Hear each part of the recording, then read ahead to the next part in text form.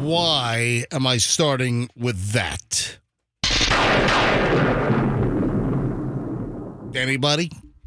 Anybody? I have the serious answer, so I'll pass. What? I mean, I know why. Well, right? Yeah. Tell me why. Why is there's a game tonight, a lightning game. Yes, there is, and it's do or die. Yeah. There you go. Yeah. Roxanne, I have a serious answer, so I'll just recuse myself for now. The serious answer is Game 5 tonight in Toronto. What was the unserious answer? I mean, there was only one correct answer in my book. One of us is going to go buy a Mega Millions ticket and hope they're going to win the millions, but they're more likely to get struck by lightning. Tell you what, my question yesterday that I brought up, man, that just spurred a whole lot of response. And if you missed it, welcome, folks, by the way. MJ here, Roxanne, Froggy, Fester. You got the MJ Morning Show here on Q105, 602, just getting rolling here on a Thursday. Obviously, we had the big announcement yesterday. The huge big announcement is we're doubling the fun. We are going to give away 40 Microsoft Surface Pro 8 tablets. And this is my main computer these days. I use it every single day. I love it. I'm a regular laptop convertee, whereas I've got the Microsoft Surface tablet with the the magnetic snap-on keypad and case, and I love the thing. So keep listening. In the coming days, we'll narrow down additional details, exactly when the contest is going to start. But we're giving away 40 of these things. 40. Instead of 1 week of 20 tablets every hour, every day, 6, 7, 8, 9 o'clock hours, we're going to expand it to 2 weeks. So 2 weeks of solid tablets every hour for 2 weeks during the morning show. Some listener is going to win. It's enormous. It's massive. So details on that will continue, and it will start in the not-so-distant future. And if you go to my Instagram, if you go to Certified MJ Radio, go to my Instagram. I took a picture of all 40 tablets right behind me on the credenza. Yeah, we've got a regular piece of furniture. We just got a credenza here in the studio. Some old credenza. How did we even get that awkward piece of furniture just randomly Who the hell knows? Oh, you know what? It was down in the storage room, and there's not enough counter space in here. The studio is the worst we've ever worked in my entire career. And we just found some old piece of furniture in the junk room that they have downstairs. It's a nice piece. Yeah, it's lovely. It's fantastic. It'd be $12 at Goodwill. Do we have the Q105 thrift store downstairs? That's what it seems, yeah. Because we could use a couch in the office. Yeah. I'm just saying. I think we have all kinds of crap. Anyway, so where was I? Oh, the lightning are playing tonight. No, you had mentioned Powerball. Your lottery question. And I had posted a picture on my Instagram. Again, folks, you ought to be following me, Certified MJ Radio. If you're not following me on Instagram, give me a follow, Certified MJ Radio. I posted a picture in downtown. It's the one you see off 275 northbound. As you go through downtown, there's that lottery billboard that has the value of Mega Millions, and then it has the value of Powerball, and it was at 26 million and 37 million the other night, and I think there was a drawing for one of them last night. I lose track. Maybe it was Powerball last night? Whatever. Yeah. I lose track of the days. But anyway, I had asked the question, what if you finally beat the odds and you won either Mega Millions or Powerball? And the odds are astronomical, obviously, to win. What if you did win and the lottery jackpot for your winning was on the extreme low end instead of like hundreds of millions of dollars or $1 billion? Like, that guy Edwin Castro out in California won $2 billion. It's almost too much money. No. So I asked the question, would it suck if you finally hit one of these hard to win, almost impossible or impossible to win jackpots, and It was on the low, like almost lowest end possible. Maybe it wouldn't suck because anyone who has to borrow money would be like, no, I didn't win as much as you think. Trust me. Anyway, I only won $26 million. Yeah. I'm sorry, I can't loan you $50. No. I thought it was an interesting philosophical question, and the bulk of the responses on my Instagram questioning, and then also on the show yesterday, the bulk was, nope, they'll take it. they'll take anything. And I was not offering up my opinion. I was just asking a question. That's all I was asking. All right, so we're just getting rolling here. It's a busy morning. Roxanne, you sent me a video while driving. Yeah, I did. And I knew you were going to tell on me for videoing and driving, but it's one click of the button. All right, you sent me a video while you were driving. You're narrating, but I have no idea what the heck you're saying. And part of that is because of the Apple Android disconnect. So hold on. Lack of compatibility. Would you do me a favor? Would you explain to me what you sent? I got digital diarrhea is what I got. Okay. So yeah, every time you send videos, it is kind of like it's like small and garbly. yeah, hang on. Blurry. We'll get into this next. It's just like it's a digital incompatibility, which I can't believe in 2023 they can't figure this crap out. All right, hold on. I want to know exactly what you did like a 10-second video and you're narrating and you're trying to tell me a story. I have no idea what you're telling me. All right, hold on. I need Roxanne to clarify that next on the MJ Morning Show on Q105. Hold on. 6:07. Let's grab traffic with Pat, and then we're back in a minute here on the MJ Morning Show. Stand by.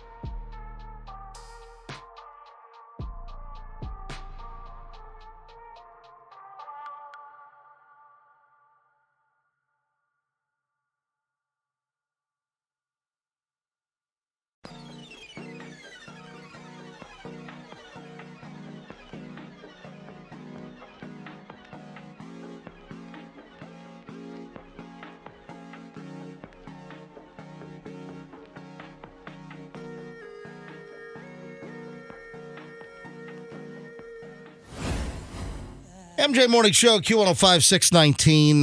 Hey, folks, Thursday morning. NFL draft tonight for the Bucks. I thought I said we were like number 17 yesterday. I think we go 19th. So 19th tonight is what I saw online last night. I'm not watching that. And then, of course, Lightning do or die in Toronto tonight with the Leafs. So, man, home ice over there. We'll see. Lightning possibly eliminated in round one.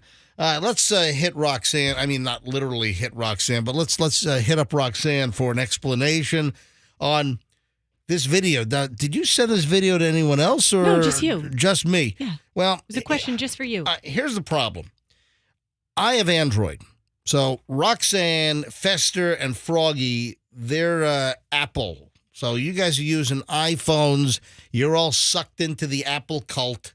All right. So I'm Android. So whenever they send me a video clip, it appears on my phone the size of a postage stamp, and the video quality sucks. The audio quality sucks. And I have no idea what the heck's going on. Well, wait, I have an iPhone too, and the videos I get from Roxanne don't look good either. I'll tell you why. Because when I send them to the group. Yeah, if she And- sent it to us individually, it would have a different resolution. All right, but- all these technical problems, all these flaws. You tell me they can't fix it? All right, so Roxanne, I have no idea what you sent me. All I know is that you were driving, you're holding your phone, you're videoing. Were you on the Howard Franklin Bridge? No, I was on the veterans. Oh, the veterans, all right. All I did, I clicked this one button, this photo button right here, get to the video page, and I just was like talking to my phone. MJ, what do you think of this? My question. All right, so you sent me a video and you're asking me a question? Yes. You've got a question about the road? No, a question about a police officer on the road.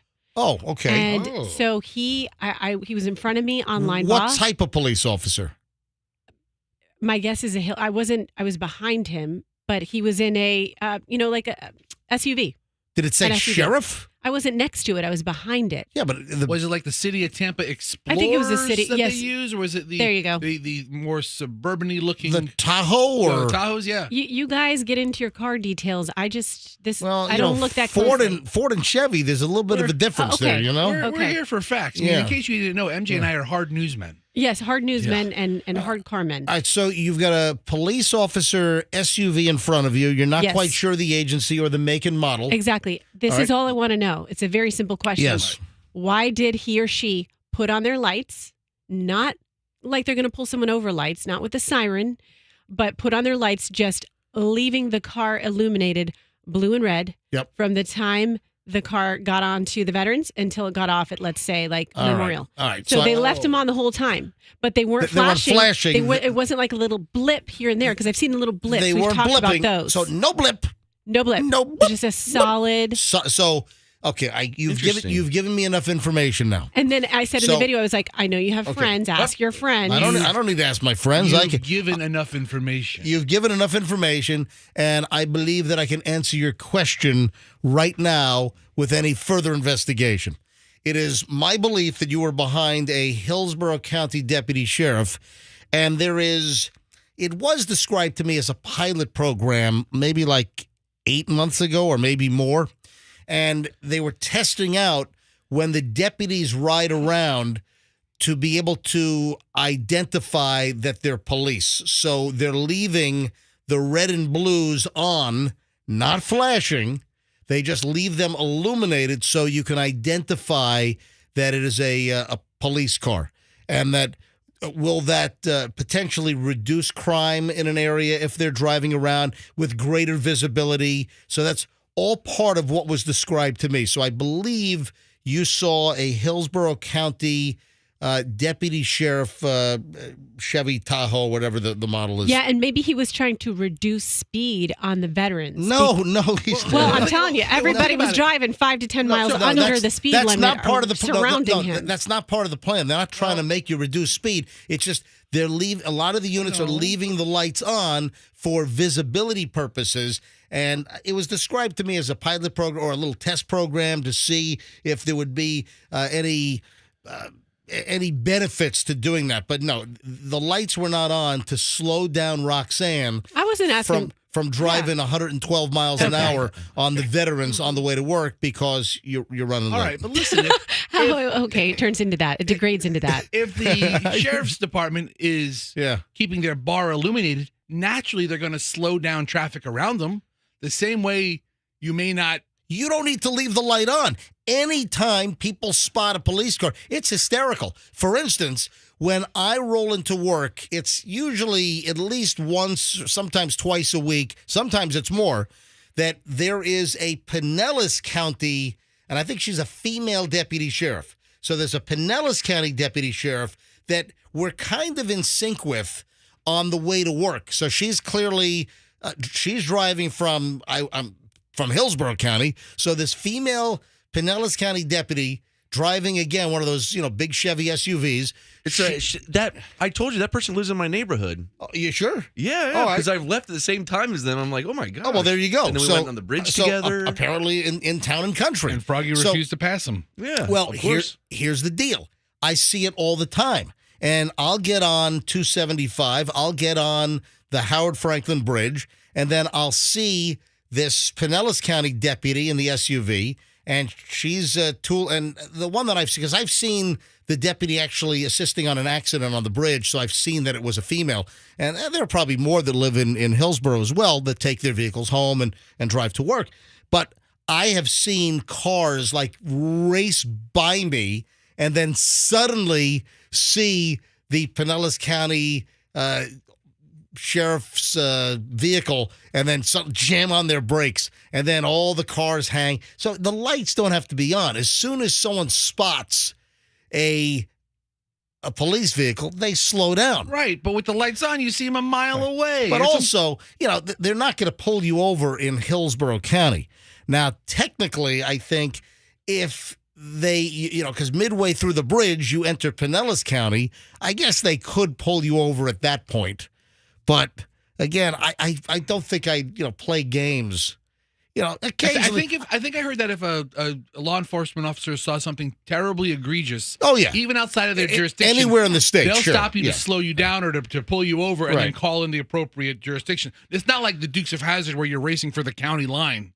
Like I've seen like a Plant City police car on the bridge. I've seen like Lee County on the bridge. They do business. They right. Can, yeah. Exactly. And I blow by them at 100. Yeah, no kidding. Yeah, no, I'm kidding. I'm joking around. I roll down my window at the Plant City police. Hey, strawberry boy. But hopefully that answers your question. Yeah. That And Bill from Tampa says you're correct. Hillsborough drives with their lights Oh, on. well, Yeah. thanks, We're Bill. getting some that affirmations. started last year, I think. It started like last summer, last early fall. I remember having a conversation and have it explained. What are you grumbling? I don't like it. I like my cops. Hey, sneaky. Froggy, am I right or wrong? Or does Fester make these like involuntary grumbling noises all the time now?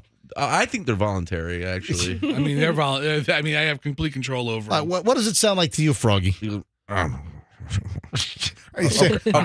I want my Okay. All right, I want my cops to shut the lights off and be sneaky. I want to go back to like policing 2021 style. I don't want to know the cops are around. You want sneaky police. I want sneaky police. I want to be surprised when I see them Traps. on the highway.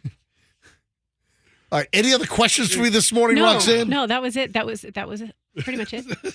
All right, well, I'm glad we were able to help you out with that particular matter. Yeah. Pretty cool. Yeah. Hey, the big announcement. I've had enormous feedback. Do you know I've actually, a couple of people complained? Yeah, they're always going to be complainers. I mean, what the hell?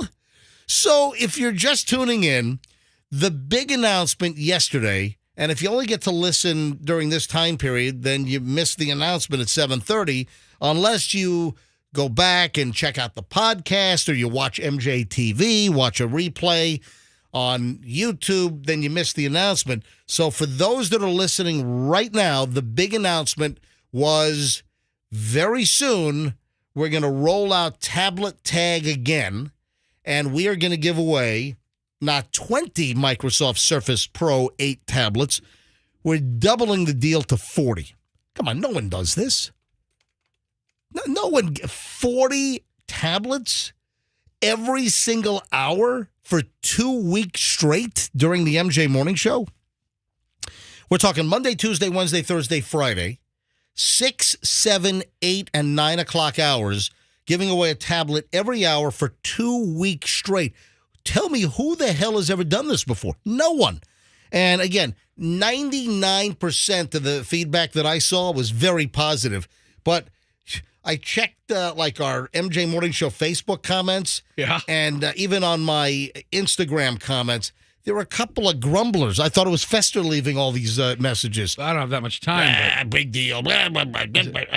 I think this is a fantastic announcement. I'm looking forward to the giveaway. Someone said, "Oh, I thought it was going to be bigger than that. I'm disappointed." What do you want? What the hell do you want? Giving away 40 freaking tablets that retailed for like $1,200 a piece. I thought it was going to be bigger. How about some RVs? I didn't think you'd be giving out $50,000 worth of prizes over the course of 2 weeks. That gotta be bigger. So, again, most people were happy. And for those that are listening now, coming soon, we just kind of dropped the bomb. We're doing tablet tag, but we've doubled it. We're giving away 40 tablets, and it's coming soon. Just keep listening for the exact start date in the very near future here on the MJ Morning Show on Q105. All right, I've got a pretty good pile of the early morons in the news. We'll get to that next here on the MJ Morning Show on Q105. Stand by. Hey, my good friends at Fields BMW want to...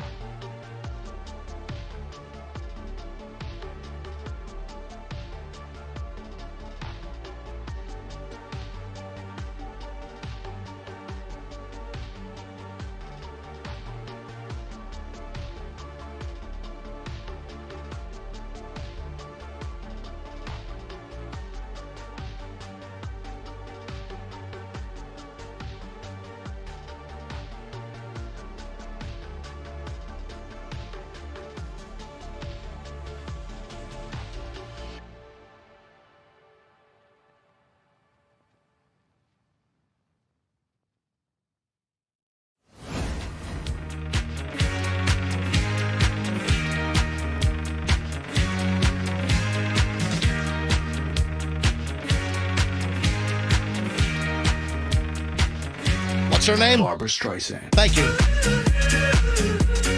All right, here we go. Time for the early morons in the news. You know, Fester, there was one story that was RV related that I've been holding on for a while too, and I had it in a pile, and I kind of lost track of it. Okay. And then I was kind of going through my piles last night. You found it? And I found it. Good, okay. I'm like, you know what? Before I forget any further on this particular thing, I'm just going to bring it up right off the bat. You're pile picking. Yes, I was. So 6:40 now, MJ Morning Show here on Q105. Welcome. We appreciate you listening. And it is time for the morons of the news. So the story that I saw, a family wants to see, it's funny. A family wants to see a suspect behind bars after their RV was converted into a meth lab. All right. How does that happen when... Wait a minute. Was it stolen? Yeah. Let me give you the details. Was it purchased from them and then they turned like Walter White did? It was a stolen RV. Just listen. Right. Don't let me do the story. I'm You're asking like questions. Oh, hold on a minute. I'm going to answer all your questions. The family of a stolen RV is asking police to put the suspect behind bars. Isn't that kind of the way things work? Yeah. You know, you steal it. Well, you know, we're not sure. You know, eeny, meeny, miny, mo. Stolen RV. And well, here's the deal. The family had their RV stolen. They want the police out in Colorado to put the suspect behind bars, which I think would be pretty much standard procedure. Yeah, it's not too much to ask. The name of the family, the Sundrups. So it's the Sundrup family.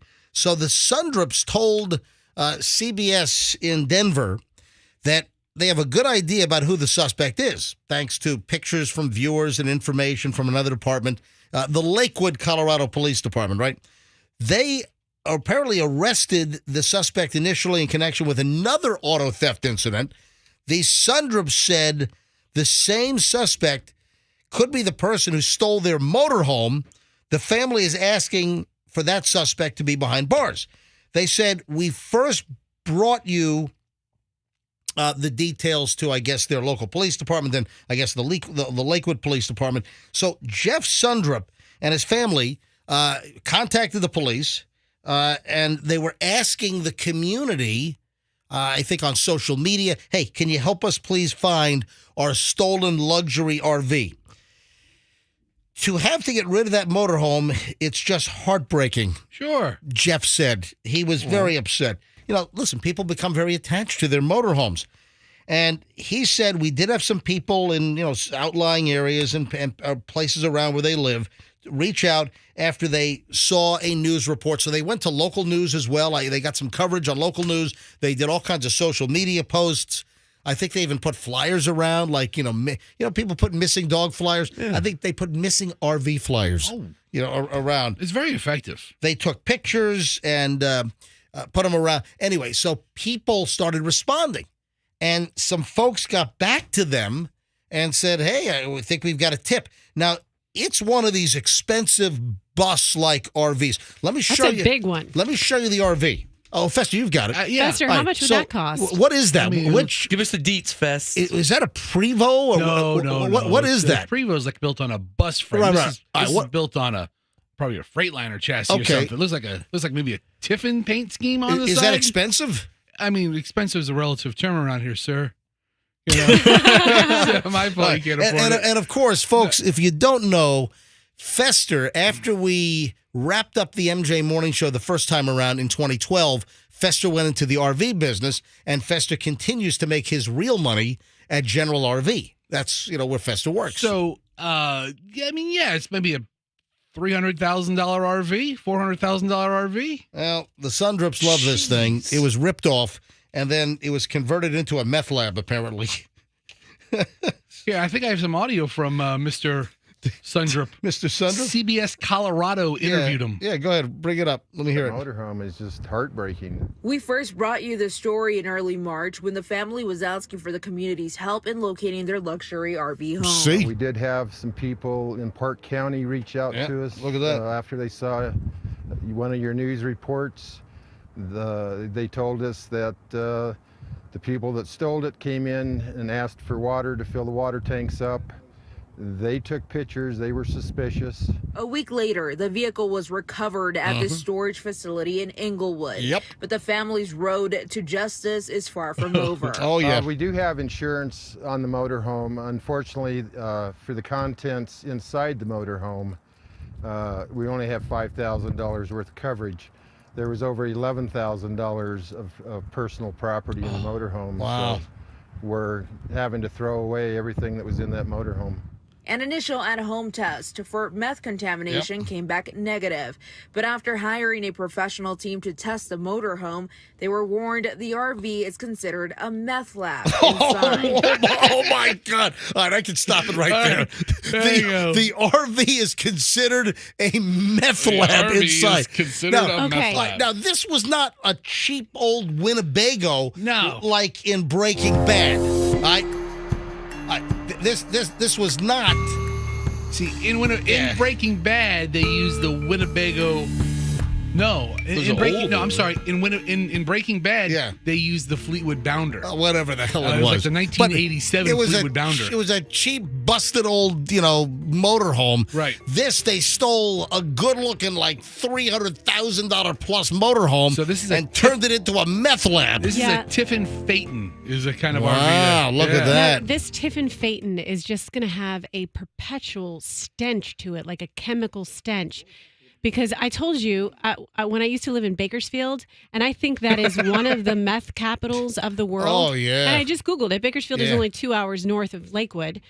But it had... No. as soon as- this is Colorado. This is Colorado. Oh, Colorado. Oh, Yeah, there's a that's- Lakewood, California, that's too. California. Probably a Lakewood in every Yeah. state. Well, There's Okay, there's a little Lakewood further. ranch in Manatee Lakewood. County. That's a whole All right. community okay, in Lakewood. a little further. Colorado, My friend went to California. Lakewood High School. Yeah. Yeah.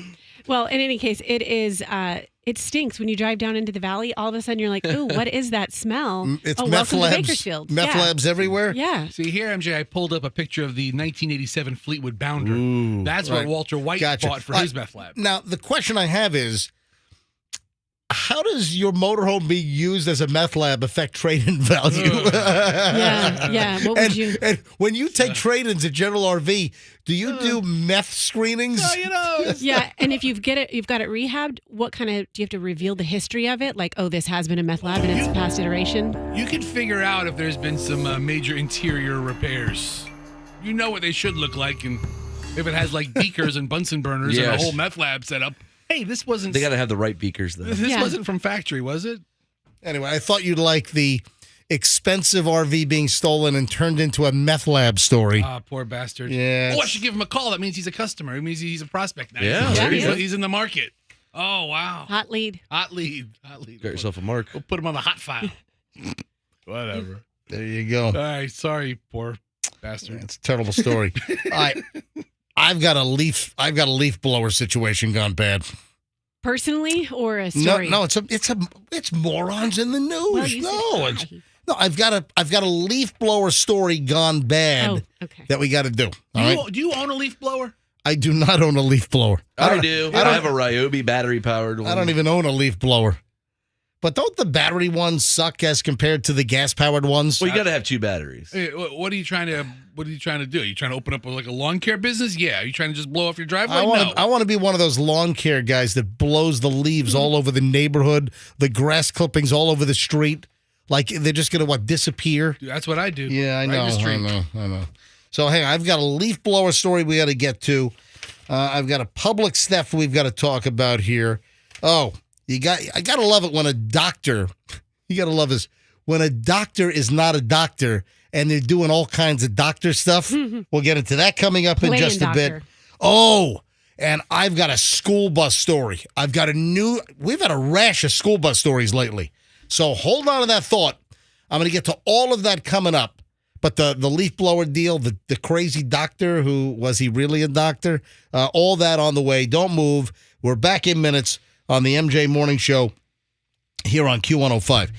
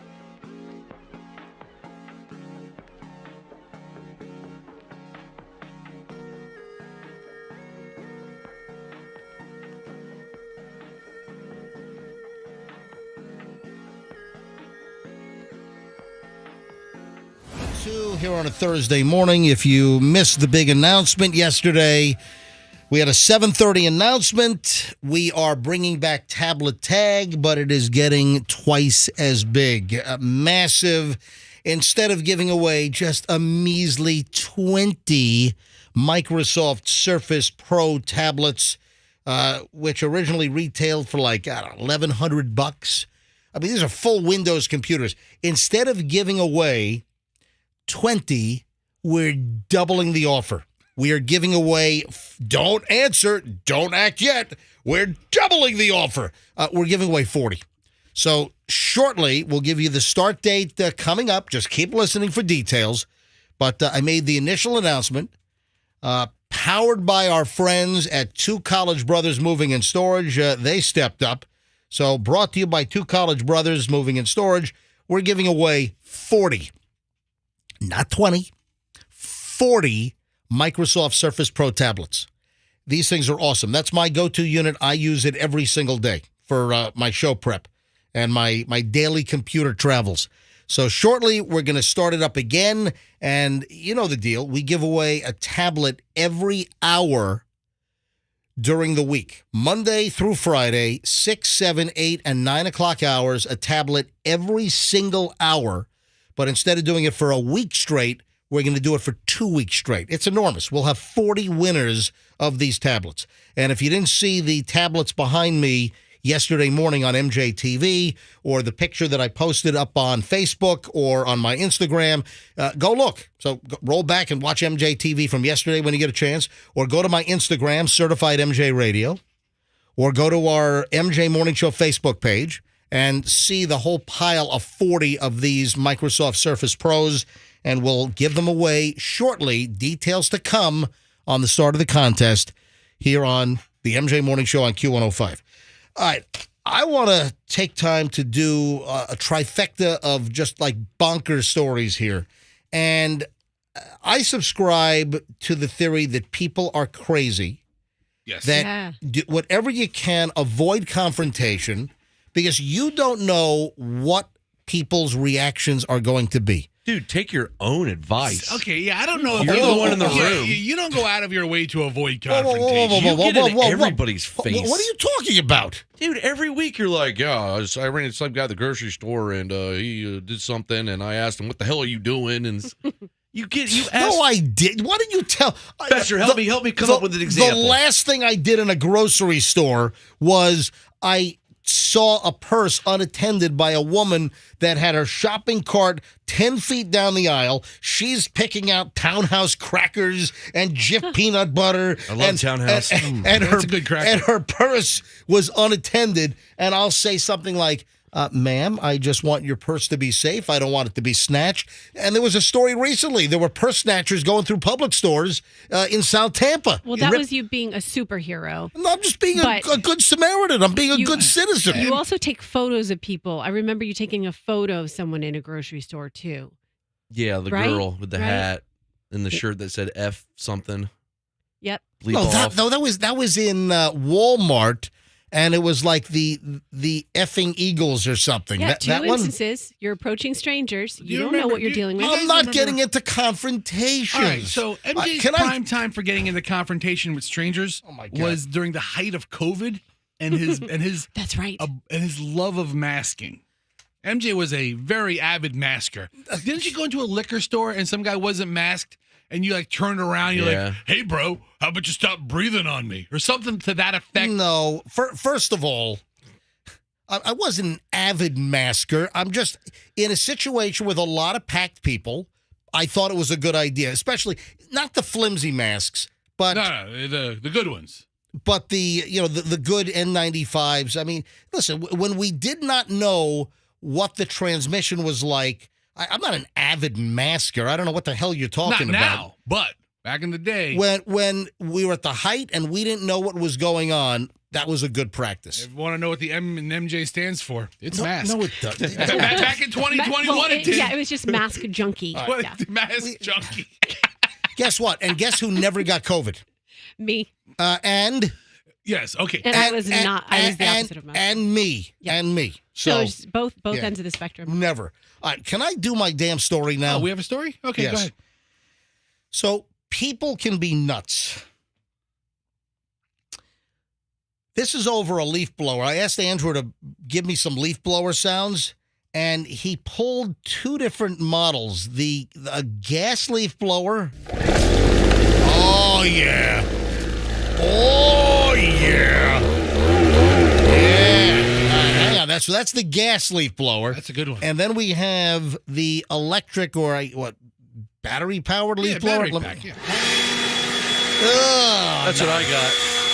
I don't know. It does the same job, but Does it do the same job? yeah, it blows stuff. You don't have to handle gas and chemicals. Easy to. All right, start. here's the deal. So we had a fight over a leaf blower, and, well, some tragic results ensued. 59-year-old guy using a leaf blower was shot dead by his neighbor in Illinois. Ooh. A man doing yard work outside his home shot and killed by his 79-year-old neighbor. Sounds like a whole get off my lawn situation. Yeah, the shooting happened on April 12th. Charges were issued, though, on Tuesday of this week against Ettore Lachey, according to the Lake County Sheriff's Office. This is in Illinois, not Lake County, Florida. So what happened was sheriff's officials were sent to this home about 60 miles outside of Chicago. 59-year-old William Martis was found unresponsive in his driveway. He was shot, and he died after being taken to a local hospital. The investigation revealed that there was just a long-running grievance situation between he and his neighbor. And while Martis was utilizing the leaf blower in his yard, he was approached by this Lachey guy, the 79-year-old. They had an argument over the use of the leaf blower, and the 79-year-old neighbor just shot him in the head. Oh my!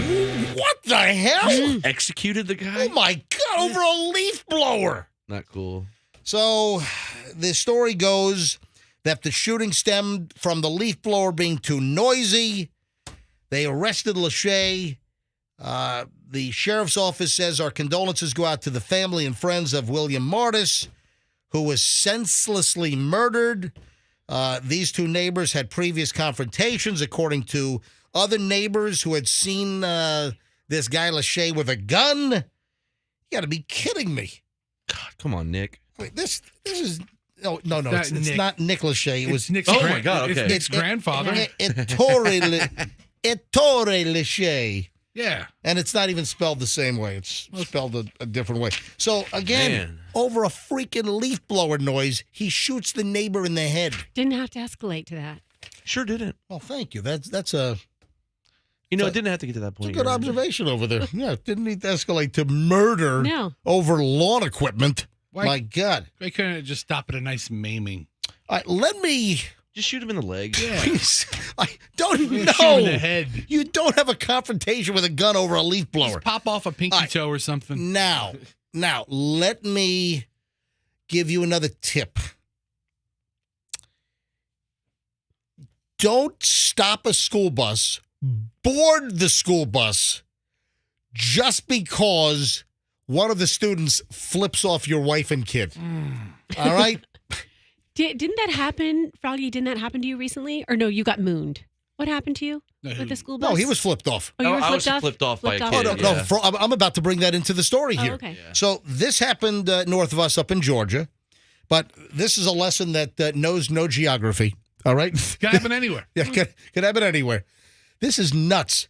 Turns out this guy, a driver of a vehicle, pulled in front of the school bus, blocking the path of the school bus so it couldn't move, then boarded the school bus and wanted to know the name of the student that flipped off his wife and kid from the school bus window.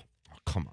Yeah, this is Catoosa County, Georgia, and this happened on Monday earlier this week.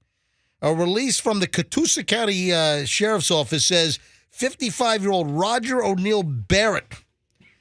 He initially, I guess, called the sheriff's office asking for help with traffic so he could transfer cattle across the road. So this appears to be pretty rural Georgia, right? Yeah, he's a farmer. So it turns out that I guess he's moving cattle. His wife and kid are out there. But while he was moving cattle, and he allegedly then stopped the Catoosa County Public Schools bus, parked his truck in front of the bus so the bus could not navigate and move around the car. Barrett claims that a student on board the bus flashed an obscene hand gesture, so that would be a big old middle finger, toward his wife and child.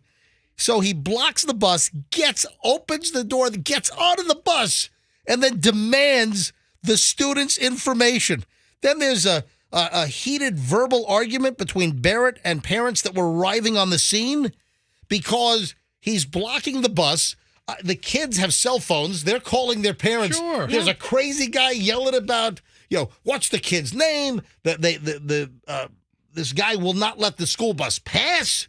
So there are parents that are now showing up at the scene. Oh, please. All because this guy was so incensed that one of the students flipped off his wife and kid. Dude, you can't block a school bus and then board the bus and get in the kids' faces. What's your name? What's your name? We would start, if I was with the boys and stuff, we would all crack up if we got flicked off by a kid and they saw it. Anyway. Luckily, I was alone when I got double-barreled. Folks, you don't want to do this, man. This guy's in trouble. I'm sure there's going to be maybe some felony charges here. You can't board a school bus. Yeah, what will the charges be? I don't know. I guess Unlawfully boarding a school bus. Okay. Yeah, the transportation director called 911. Anyway, so just a crazy story here. So, and then there are conflicting stories. He claims he didn't board the bus. Others are saying he did. Listen, bottom line is you can't block a school bus. I mean, all because some little punk kid flips off your wife and kid. Come on. Let him get away with the flip. That's just insane. That's fun. All right, and then I've got one more item when we get back.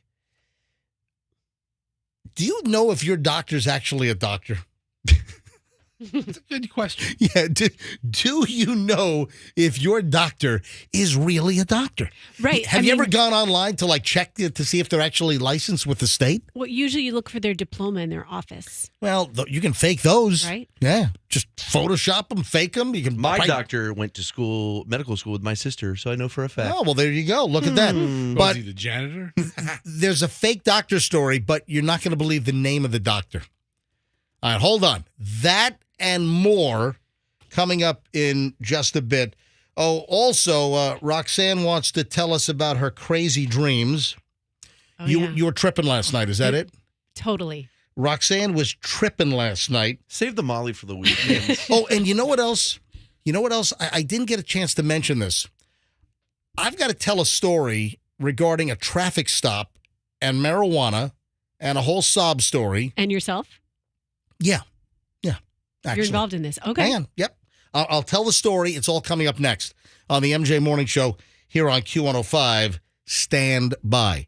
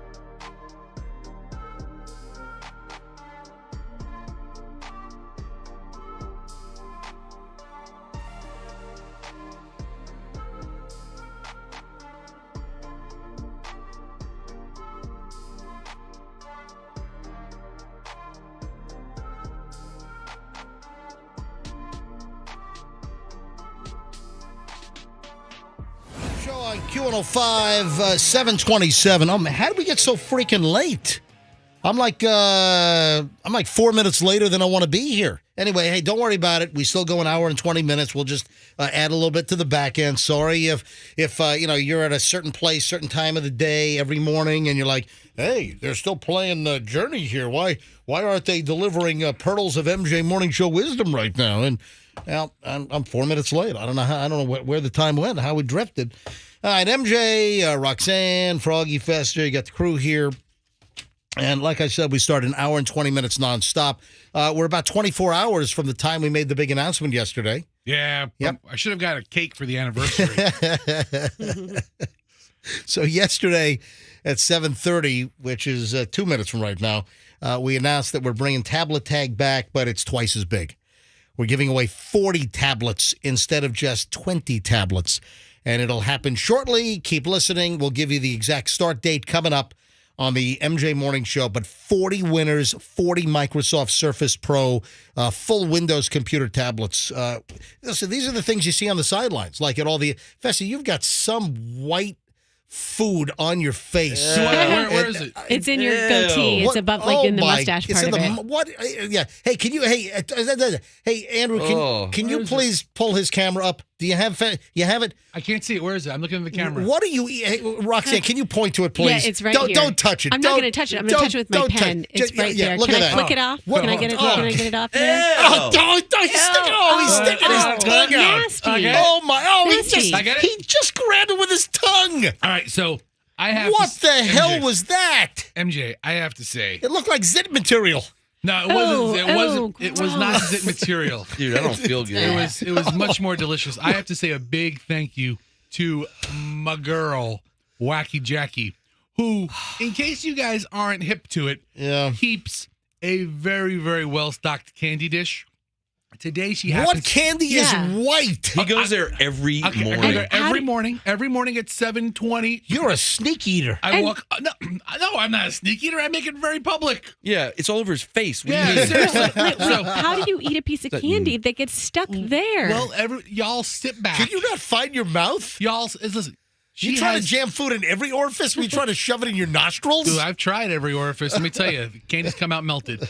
And listen, she has my favorite candy, white chocolate Reese's peanut butter. Oh, those are See, good. Look at these white chocolate Reese's peanut butter. And it comes in the white foil. Can I have How one? do you get a chunk in your mustache? But watch this, right? I'll put But it it's on. not even like on your lip area. It was above. It was the top. I don't want to see you eat. I don't want to see you lick and fondle little Reese's white chocolate peanut butter cups. Anybody wants to talk about MJ mystery merch? Oh, my God. Reese's peanut butter cups, white chocolate, best candy out there. Don't eat on air. It's disgusting. Shut up. Okay. All right. Let me get back on track here. Sorry. Hey, so I mentioned just a minute. Let me just wrap up. Let me clean up one thing that I teased here, and that's this doctor. And there's only one reason why I'm doing the story.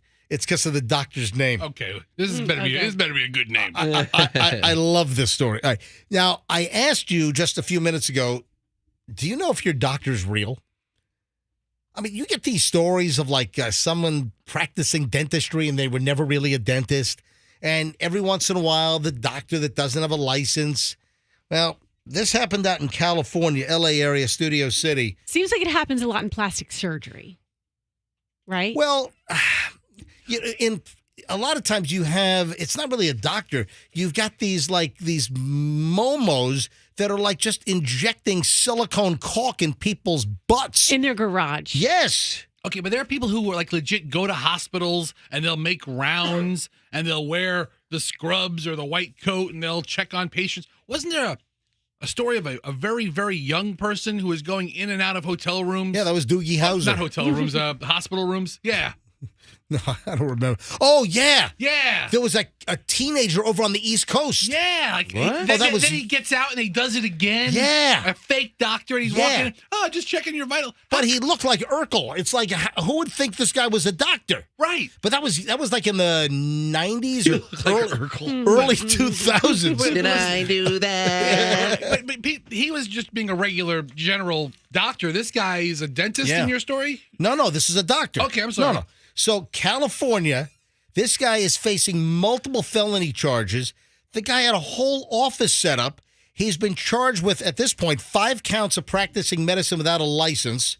A place called Pathways in Toluca Lake. He's from Studio City, California. And he was even treating people with cancer. And the guy has no medical license.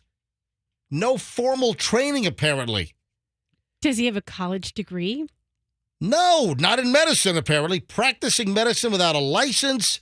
And I read one story where they can't even determine whether he went to medical school or has any type of certification, but he certainly does not have a license to practice medicine in California. How do you even get a practice going when you don't have a license? What is it, word of mouth? That is a very good point. But the only reason why I'm doing this story, the guy's name is Stefan Gevorkian. Oh, with a G? It's a G. Oh. It's not a K. Who's going to go to him? The guy's, I go to Dr. Gevorkian. Who's your doctor? Gevorkian? Did you say G or K? Nope, it's not Kevorkian. It's Dr. Gevorkian. Oh, then you're good. He makes reservations at restaurants. It's Kevorkian, but with a G. That's going to be my doctor from now on. I'm just, whatever doctor I go to, I'm just going to say I'm going to Dr. Gevorkian. Al Pacino played a good Kevorkian. Did he really? Yeah. Al Pacino played Kevorkian? Yeah. What was the name of the movie? Kevorkian. Really? What was this? Couple of years ago. Look it up.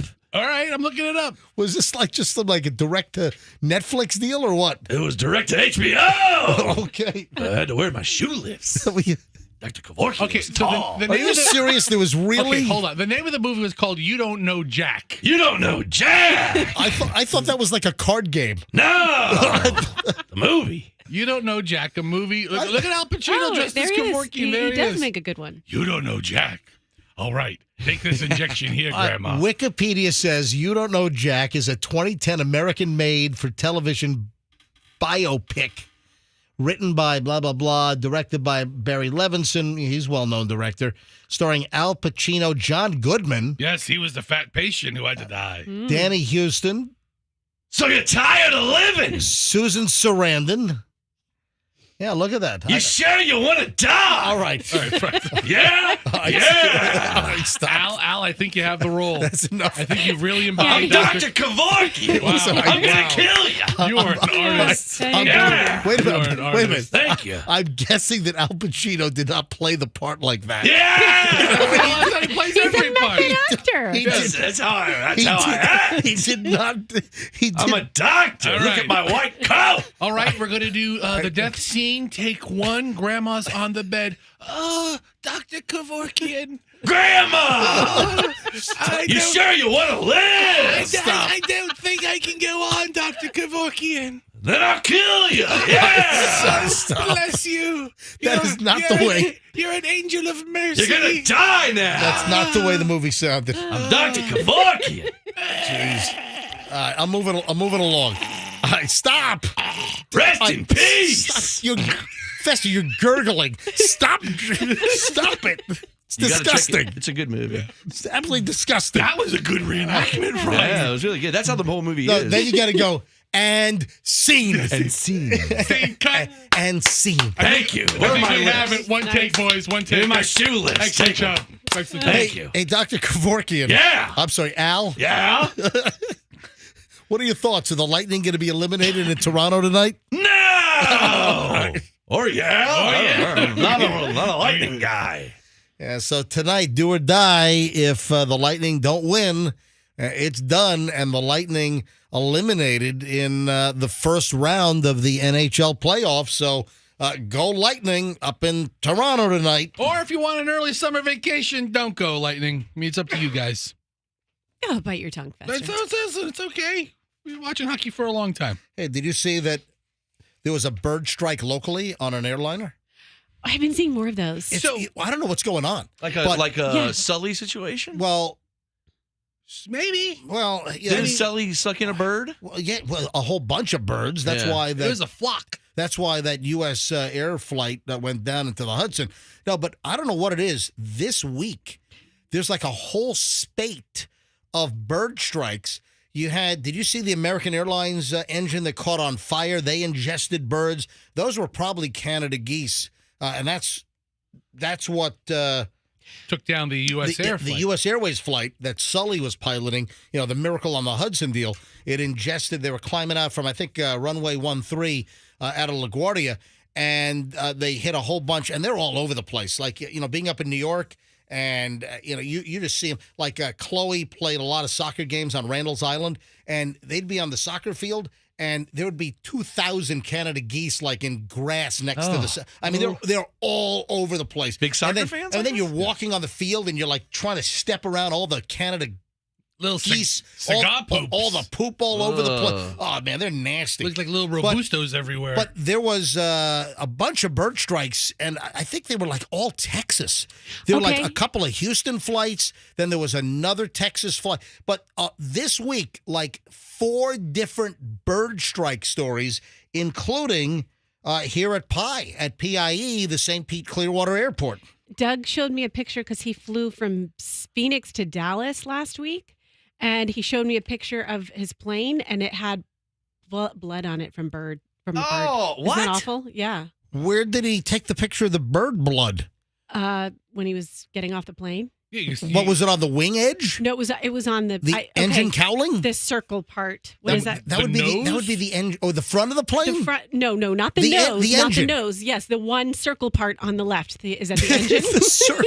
Oh my God! Wait a minute. Oh my God! You don't know that the. Oh my God! You don't know that the circle part hanging off the wing is an engine. Yeah, okay. What do you think? What do you think? That's a beverage cart? Wait a minute. I thought it was an air fryer for the birds. The circle part. No, it's a merry-go-round. It's a Ferris wheel for the birds. It's a little It's a little outdoor amusement park. Wait a minute. Yeah, the engine.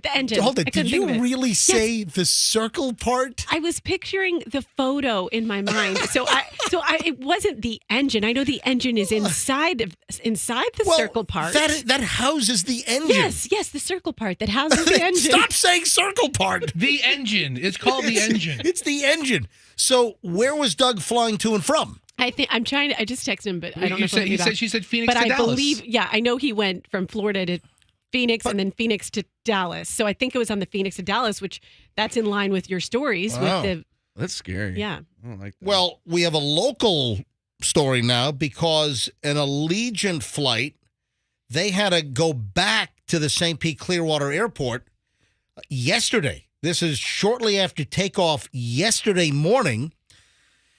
Allegiant Flight 996 was leaving St. Pete Clearwater, PIE, headed for Omaha, Nebraska.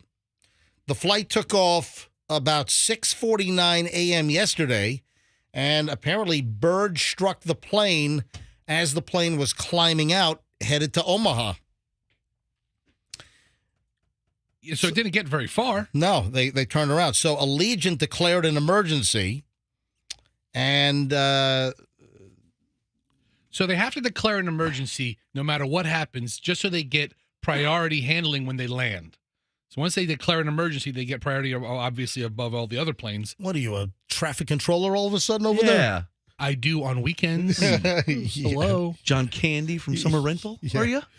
Or Billy Bob Thornton in Pushing Tin. Yeah. All right, Are you? well, hold on. Just because the Pacino reference worked doesn't mean we need to do everything. No, so what would the pilot sound like if it was Al Pacino that just struck a bird? Wait a minute. I think we just struck a bird. Did we? Yeah. Captain, watch out for that flock of birds over there. All right, so the flight declared an emergency, standard procedure. So Fesser's correct. They get an emergency vector back to the airport. I learned that in weekend air traffic controller school. No, you did. You probably read the story online. I read it yesterday. Yeah, there you go. So the captain then brought the plane down safely. Normal landing at PIE. Taxied to the gate. The passengers were then taken off of the plane. No injuries reported. According to Allegiant, the plane, as of yesterday, was being inspected to make sure there was no serious damage. But, hey, a whole bunch of bird strikes, including an American Airlines engine on freaking fire. Which actually roasted the goose perfectly. Yeah. It was perfect. So there was one, I think there were both American Airlines flights out of Houston, and both one, the engine was like on fire. One, it was like belching flames. You know, airplane engines, they're designed to ingest birds. They're supposed to. Well, I saw a picture of it. Yeah. Yeah, and it was into Dallas. That was just confirmed. MJ, I have a question for you. What? Say it again. Doug was on the flight into Dallas. It was confirmed. Dallas. It was into Dallas. Okay, gotcha. Yeah. All right. Question for you. Yeah. What would be more annoying for you? Yeah. Me rattling off, 30 minutes of fun facts and saying fun fact before I said each one, or you and I talking and me describing plane parts by their shape, like the circle part, and then the wing part is the triangle part, and the body is the cylinder. Roxanne, it's no contest. It's no contest. So easy names for airplane parts that you don't know, so you're just going to name every plane part a shape. I know them. I was know inside the tube part, the cylinder part, and then those things that go off the side of the plane, they're like triangle parts. We're really big into identifying shapes in my household right now, so that's rubbing off on me. Fantastic. So, hey, we got a very own bird strike story. There's a big effort. Airports all over the country, they have like owl figurines to try to scare birds away. It's a big deal. I've seen. I think I saw a documentary on how airports take all this effort to get the birds. They have air cannons too. They'll have like devices that every so often they go. How about and this? They like blast air and make noise to try to scare birds away. How about the birds make an effort, dude? How dumb are they? Don't they see the big plane coming? I would think that we probably ought to do some kind of advertising and just let the birds know, don't hang out at the airport. Don't hang out near the airport because, you could get ingested by a circle part. Go hang out on a farm. Yeah, the fast spinny part. Hey, speaking of airplanes, I'm flying Delta tomorrow. So tomorrow we're heading up to Connecticut because it's my son's last parents' weekend at his boarding school. So we're going to see Julian over the weekend. So we're heading to Connecticut tomorrow, flying Delta. And I saw this last night. I'm like, all right, well, hopefully this doesn't happen on my flight. Water from bathrooms leaked and then jammed some of the autopilot controls. I mean, wait a second. How does that happen? Man, this is a crazy story. Water leaking from the bathrooms of a Delta Airlines plane knocked out the autopilot system and left the pilots with limited control of the aircraft. An investigation is found after an incident last year. No one was injured on the flight from Prague, Czech Republic to New York's JFK on Delta, July 7, 2022, but the crew had to declare an emergency and descend to a lower altitude, according to the NTSB. They just published the report on this. It turns out that leaking from bathrooms that then froze was likely to blame. How the hell can you have an airplane if you've got a bathroom leak that screws with the flight controls of the airplane? The autopilot? I'm trying to figure out how this whole thing would work. It's crazy. The toilet was leaking in one bathroom and the filter under the sink was leaking in another. Crew members restricted bathroom use, tried to clean up as much water from the floor as they could, but the crew then found that the plane's autopilot systems had disconnected and they couldn't reconnect them. Pilots also experienced issues with the plane's roll control, as far as, because they noticed the plane was drifting and tilting to the right. Gosh. Wait, what the hell? Horrifying. How the hell does the bathroom potentially interfere with the flyability of the aircraft? It's a design flaw. It was a Boeing 767-300. By the way, we flew the 767-300 when we went to Scotland early March. We went to visit Chloe at St. Andrews, and we flew Delta back and forth. Our flight back, man, we had a beat-up old 767, 30 years old. Our seats were coming apart.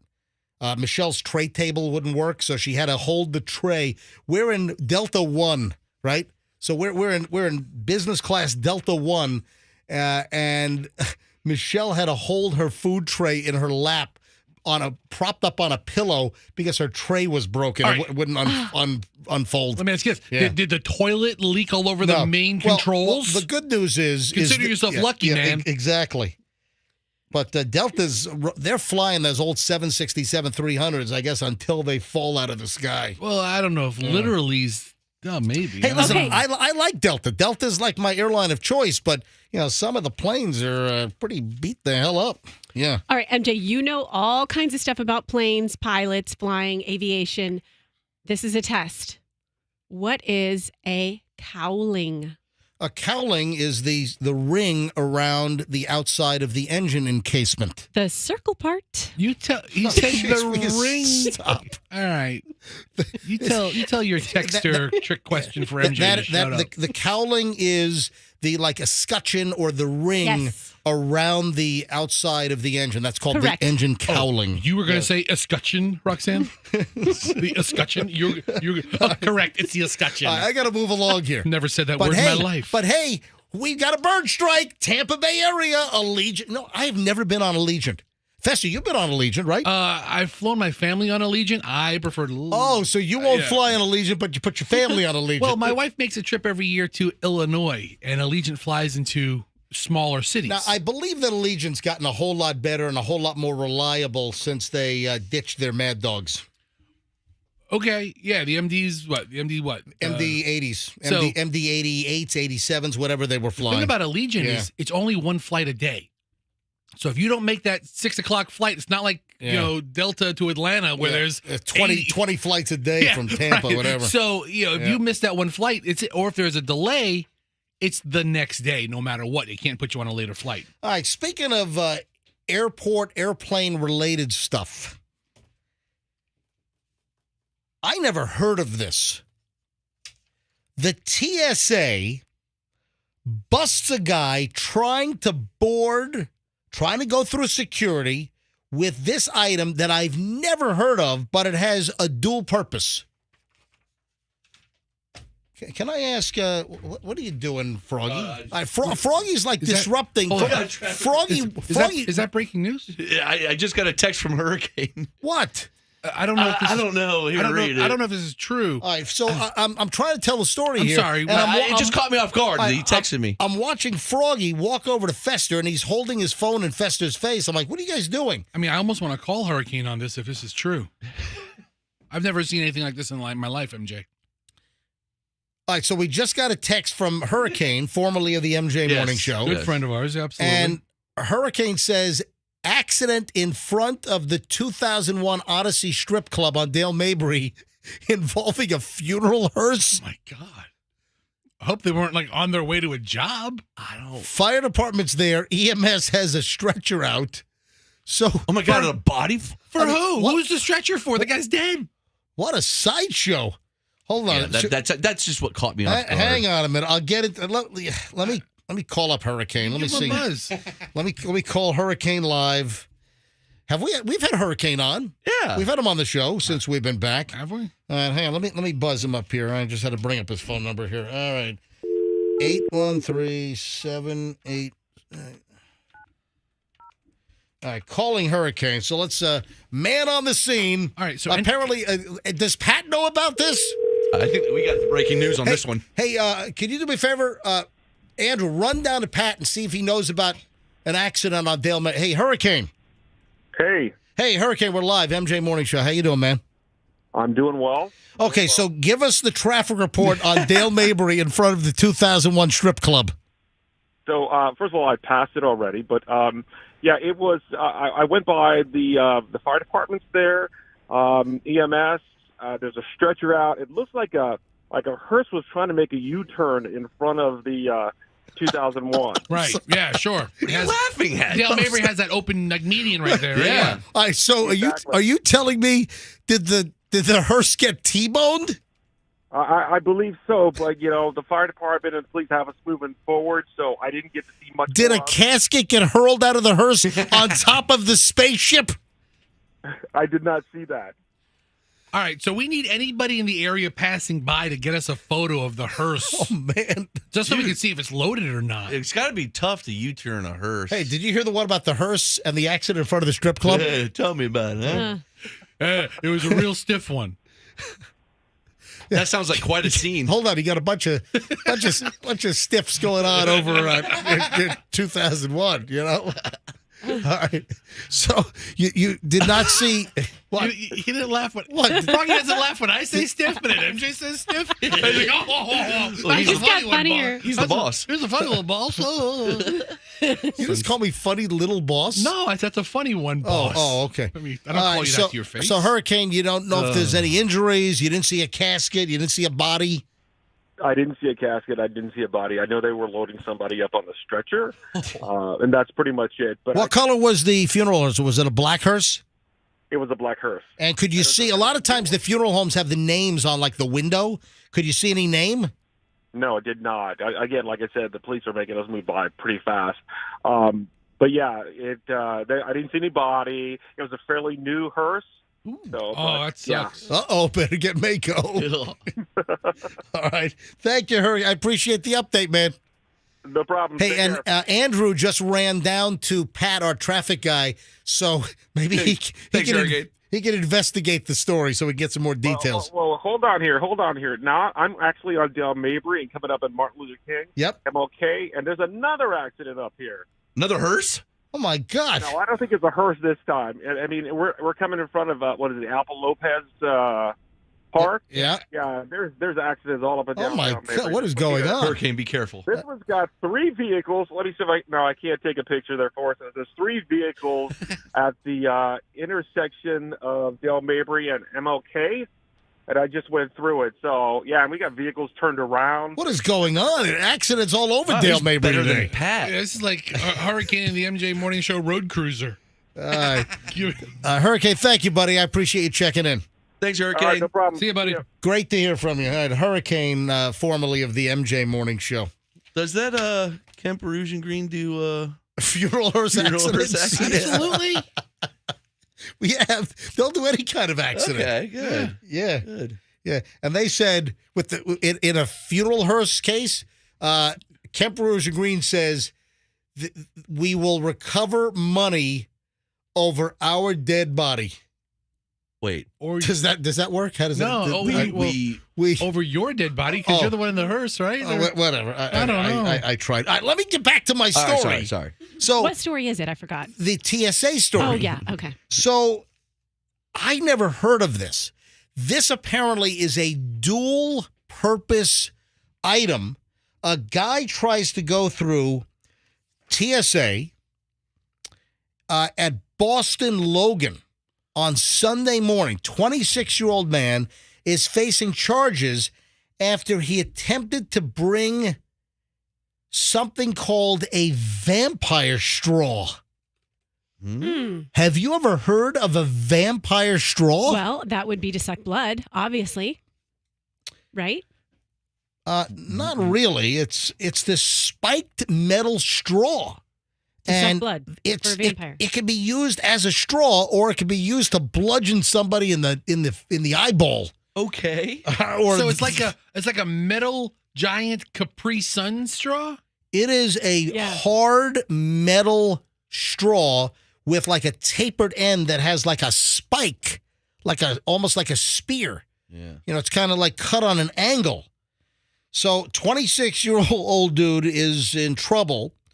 It's a self-defense item. It's called the vampire straw. I never heard of this thing. Does he have a mugshot? Are we going to get to that, or we don't know? Because got to see if he looks like a vampire. Around 5:40 p.m. Sunday, police were called by the TSA. They found a titanium vampire straw inside a pouch in a passenger's backpack. The vampire straw is both a drinking straw and a self-defense item. So you could just be walking around sucking on your Yeti 40-ounce drink cup? And then if someone attacks you, then suddenly you've got a metal spike straw that you can defend yourself with. Okay, so I totally want to buy these. All right, is anyone listening that has a vampire straw? Well, I want to buy them to get into the Capri Sun because those plastic ones they give you, they don't work worth a so hard to do. You could sit there and stab it and stab it and stab it, but if you had a vampire straw, get right in. Easily get through that. Send your that kids material. to kindergarten with a little baby vampire straw. Just pop right into those juice boxes. So the vampire straw is a self-defense item that can be carried in a cup without attracting attention, according to the Massachusetts State Police. Now, by the way, the Massachusetts State, we go into Boston a lot because with Chloe, she's coming back from St. Andrews next month, in a couple of weeks, actually, and then she'll finish up one semester at UNH. But when we go visit Chloe, we fly into Boston. So we've been to Boston, over the last couple of years, a couple of dozen times probably. And the Massachusetts State Police, they're the ones that do airport security. So you see state troopers running around the airport. They've got a whole barracks right on the airport property. So they were called, listen to this, designed for self-defense, the vampire straw is super tough and long enough to be used like a dagger. Here it is. It's chiseled tip. That's what it's called. I said like an angled it's cut at an angle, yeah. It's just like a Capri Sun straw. It's metal exactly what it is. Capri Sun straw. Except it is made out of metal and can be a deadly weapon. Yeah, you could be. So you have to walk around with a cup? No, everybody walks around with these stupid metal cups and they have straws coming out of them. Do we have any listeners that have vampire straws? And there's a whole movement for non... Where do I find these straws? A 1, a 2, a 3, a 4, a vampire straws. Safe. It's the count. So I found these online for sale. MJ, they're $85 online. Well, it's a weapon. Festers on a website. Oh, yeah, that's the brand. Wait a minute. So in the story, it says that it is the purchase from Zabo Inc. SZABOINC. So that's the website that Festers on. So look, the hand part kind of has grooves for gripability. Oh my! So the custom, it's like when you have that checked mark in metal. Yeah. But it makes it easier to grab a hold of. Look at the price of this thing. Custom titanium vampire straw, $85.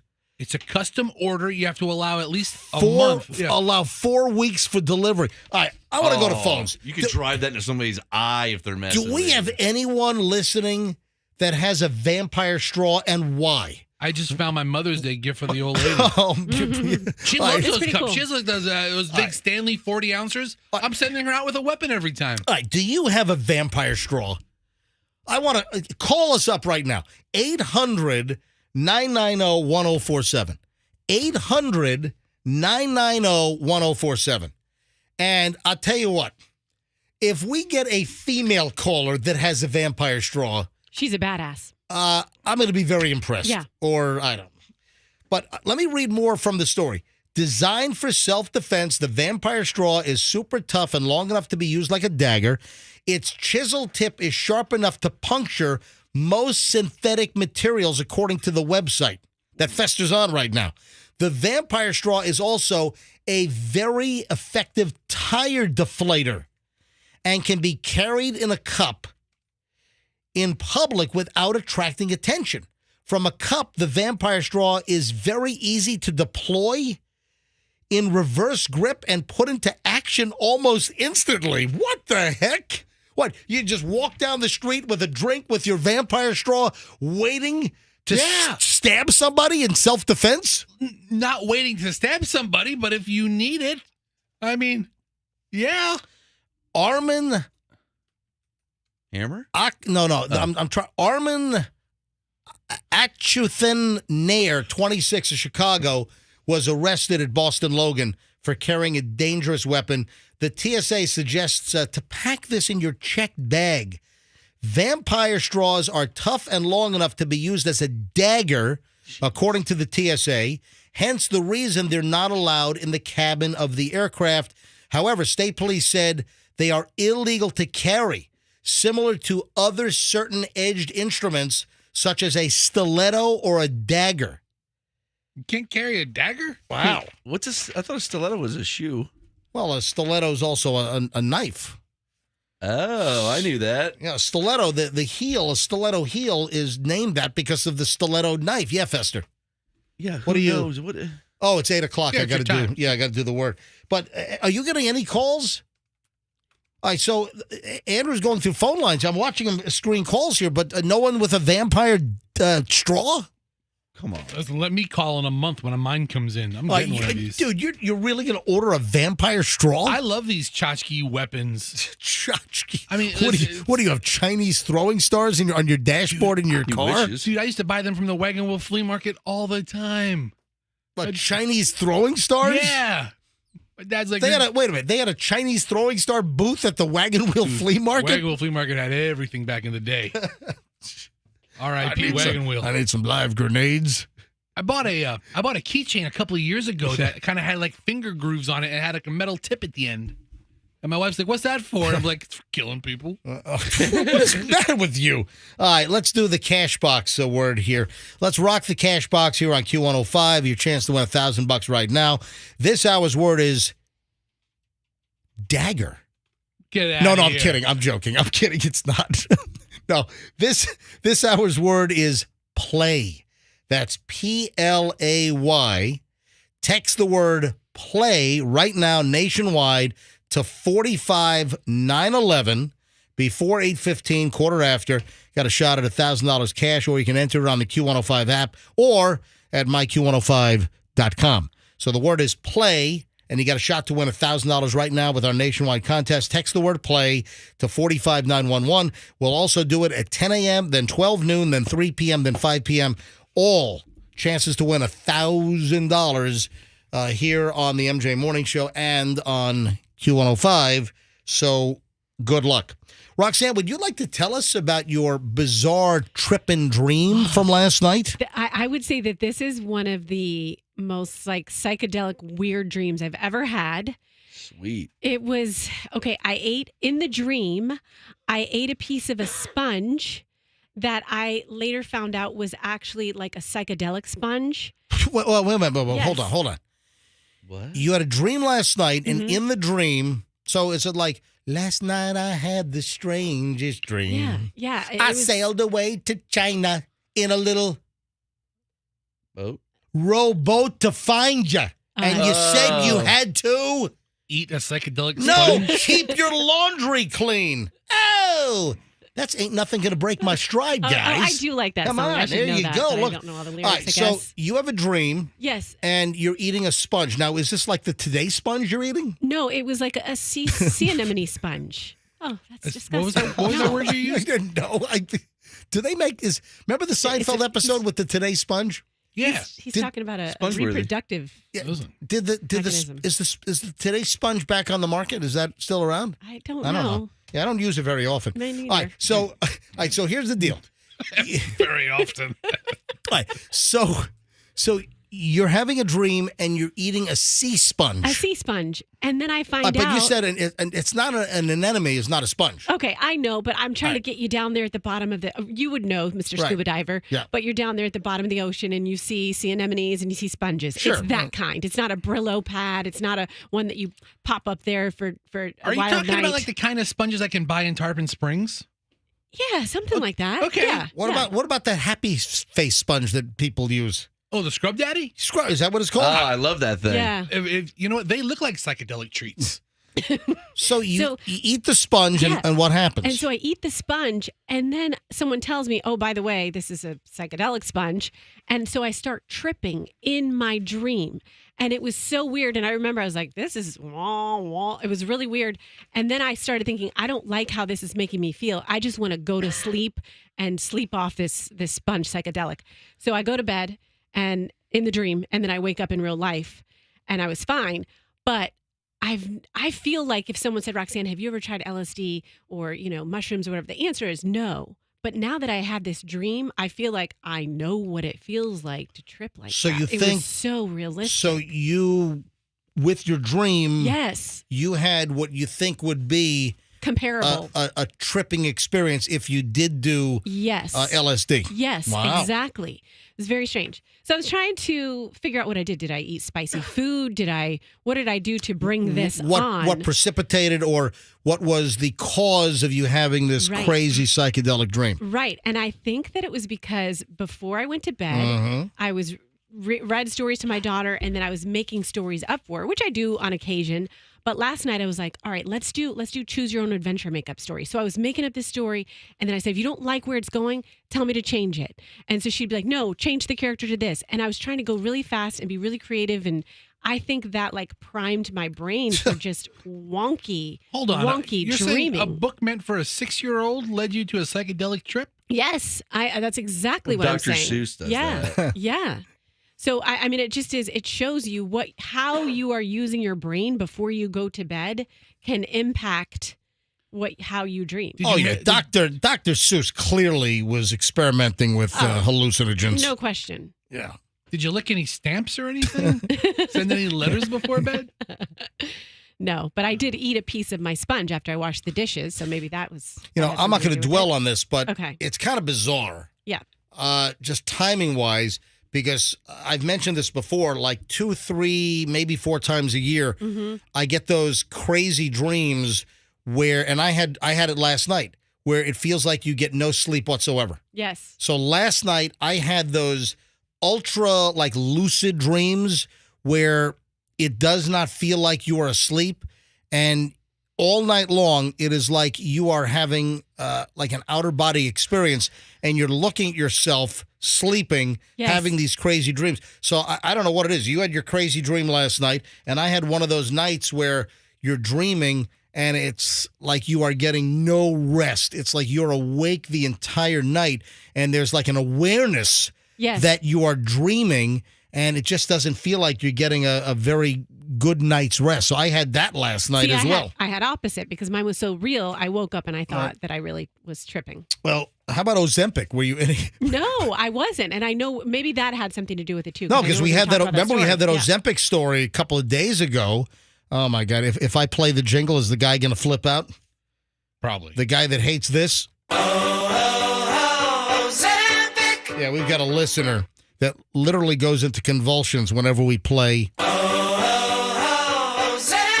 Yeah, it's like the guy that every time Mary Hart's voice came on Entertainment Tonight years ago. Oh, yeah. Remember the guy went He'd go into like nuts. the guy went into like convulsions. Remember that? Yeah. The guy went into spasms. I'm Mary Hart.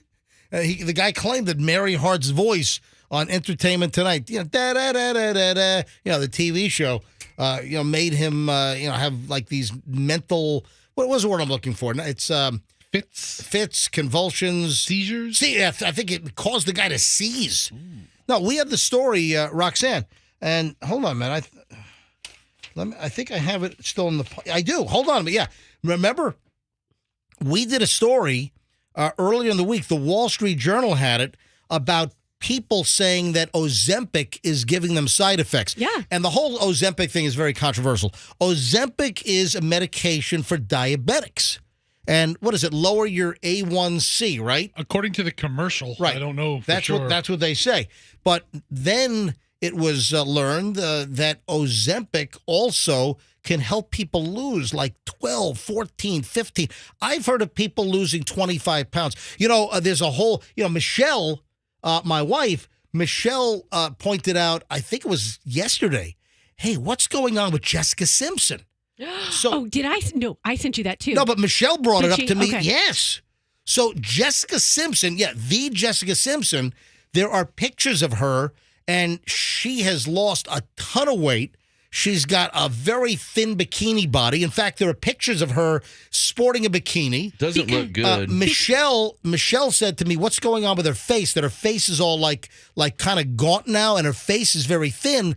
And then I even said to Michelle, maybe she's doing the whole Hollywood Ozempic thing, because Ozempic was created, the drug for diabetics, but people can lose a lot of weight on this. So as you know, we've talked about it multiple times, Ozempic, Wegovy, and what's the other one? Mounjaro or?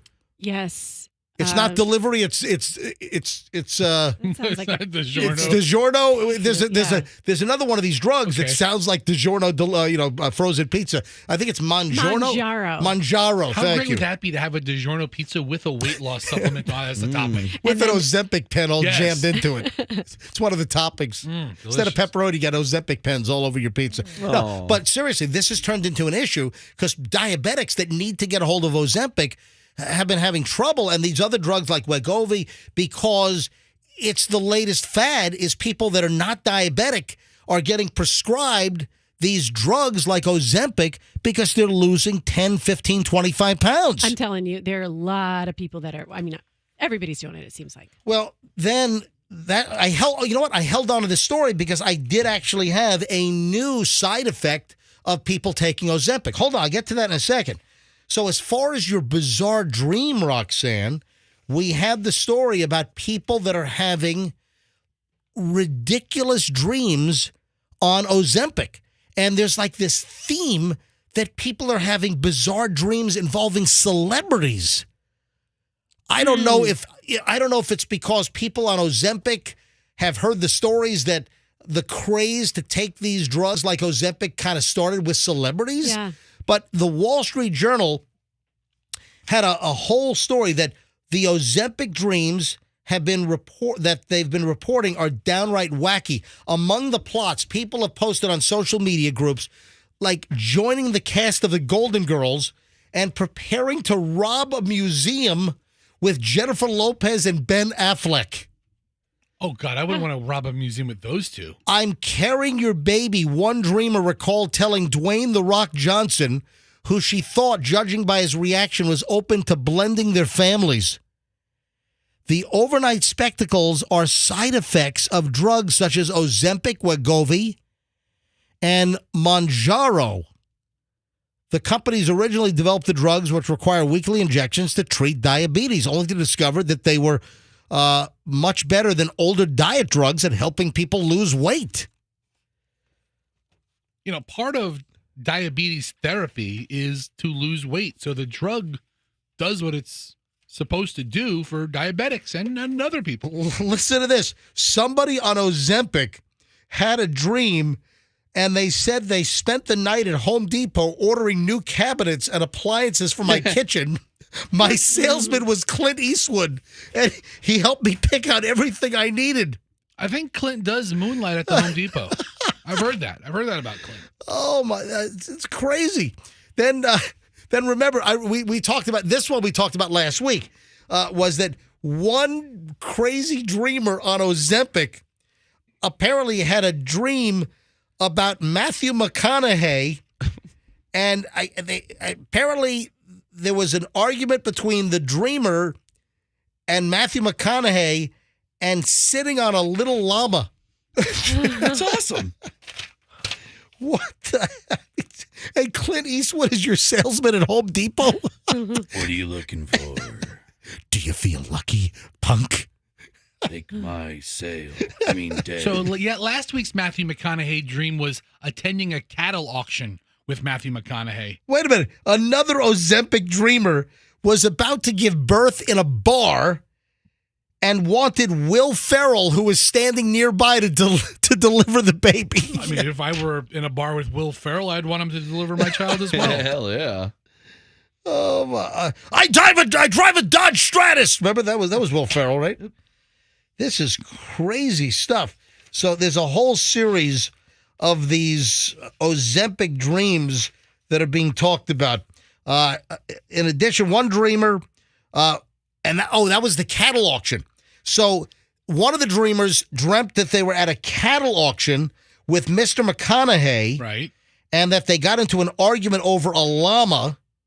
And then there was another dream that she was shopping for shoes with Jurassic Park actor Jeff Goldblum, and they had seen an eye doctor with Pirates of the Caribbean star Johnny Depp, and toured North Korea with Minnie Pearl of Hee Haw. Kim Jong-un loves Minnie Pearl. My God.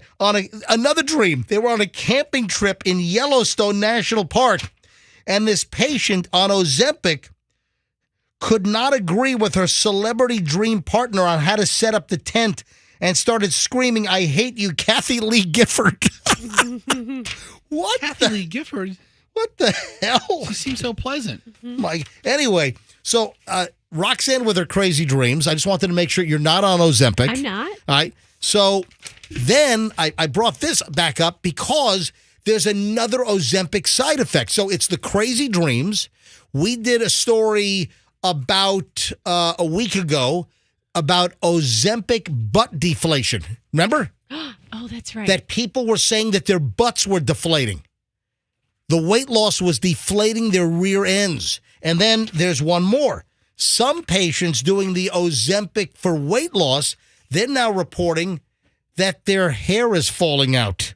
I saw that too. Yep. No. Yep. Popular new weight loss drugs, Ozempic, Wegovy, helping people lose pounds, but apparently it's also helping them lose their hair. And some people have their hair coming out in clumps.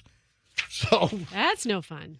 So there you go. Let me grab a couple of calls on this. Oh, wait a minute. We have an Ozempic call. Hey, Lori, hold on. Let me grab Drew first, because Drew, I think, is calling in about the vampire straw. Hang on. Drew is in Tampa. Hey, Drew, welcome to the MJ Morning Show. Hey, how's it going, MJ? We are going well. Hopefully you're enjoying the broadcast today. I'm loving it.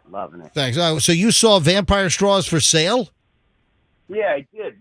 My buddy Matt and I, we were headed to Talladega to go to the race this weekend. We stopped at one of those little no-name gas stations in the middle of the woods that there's nothing around. Yep.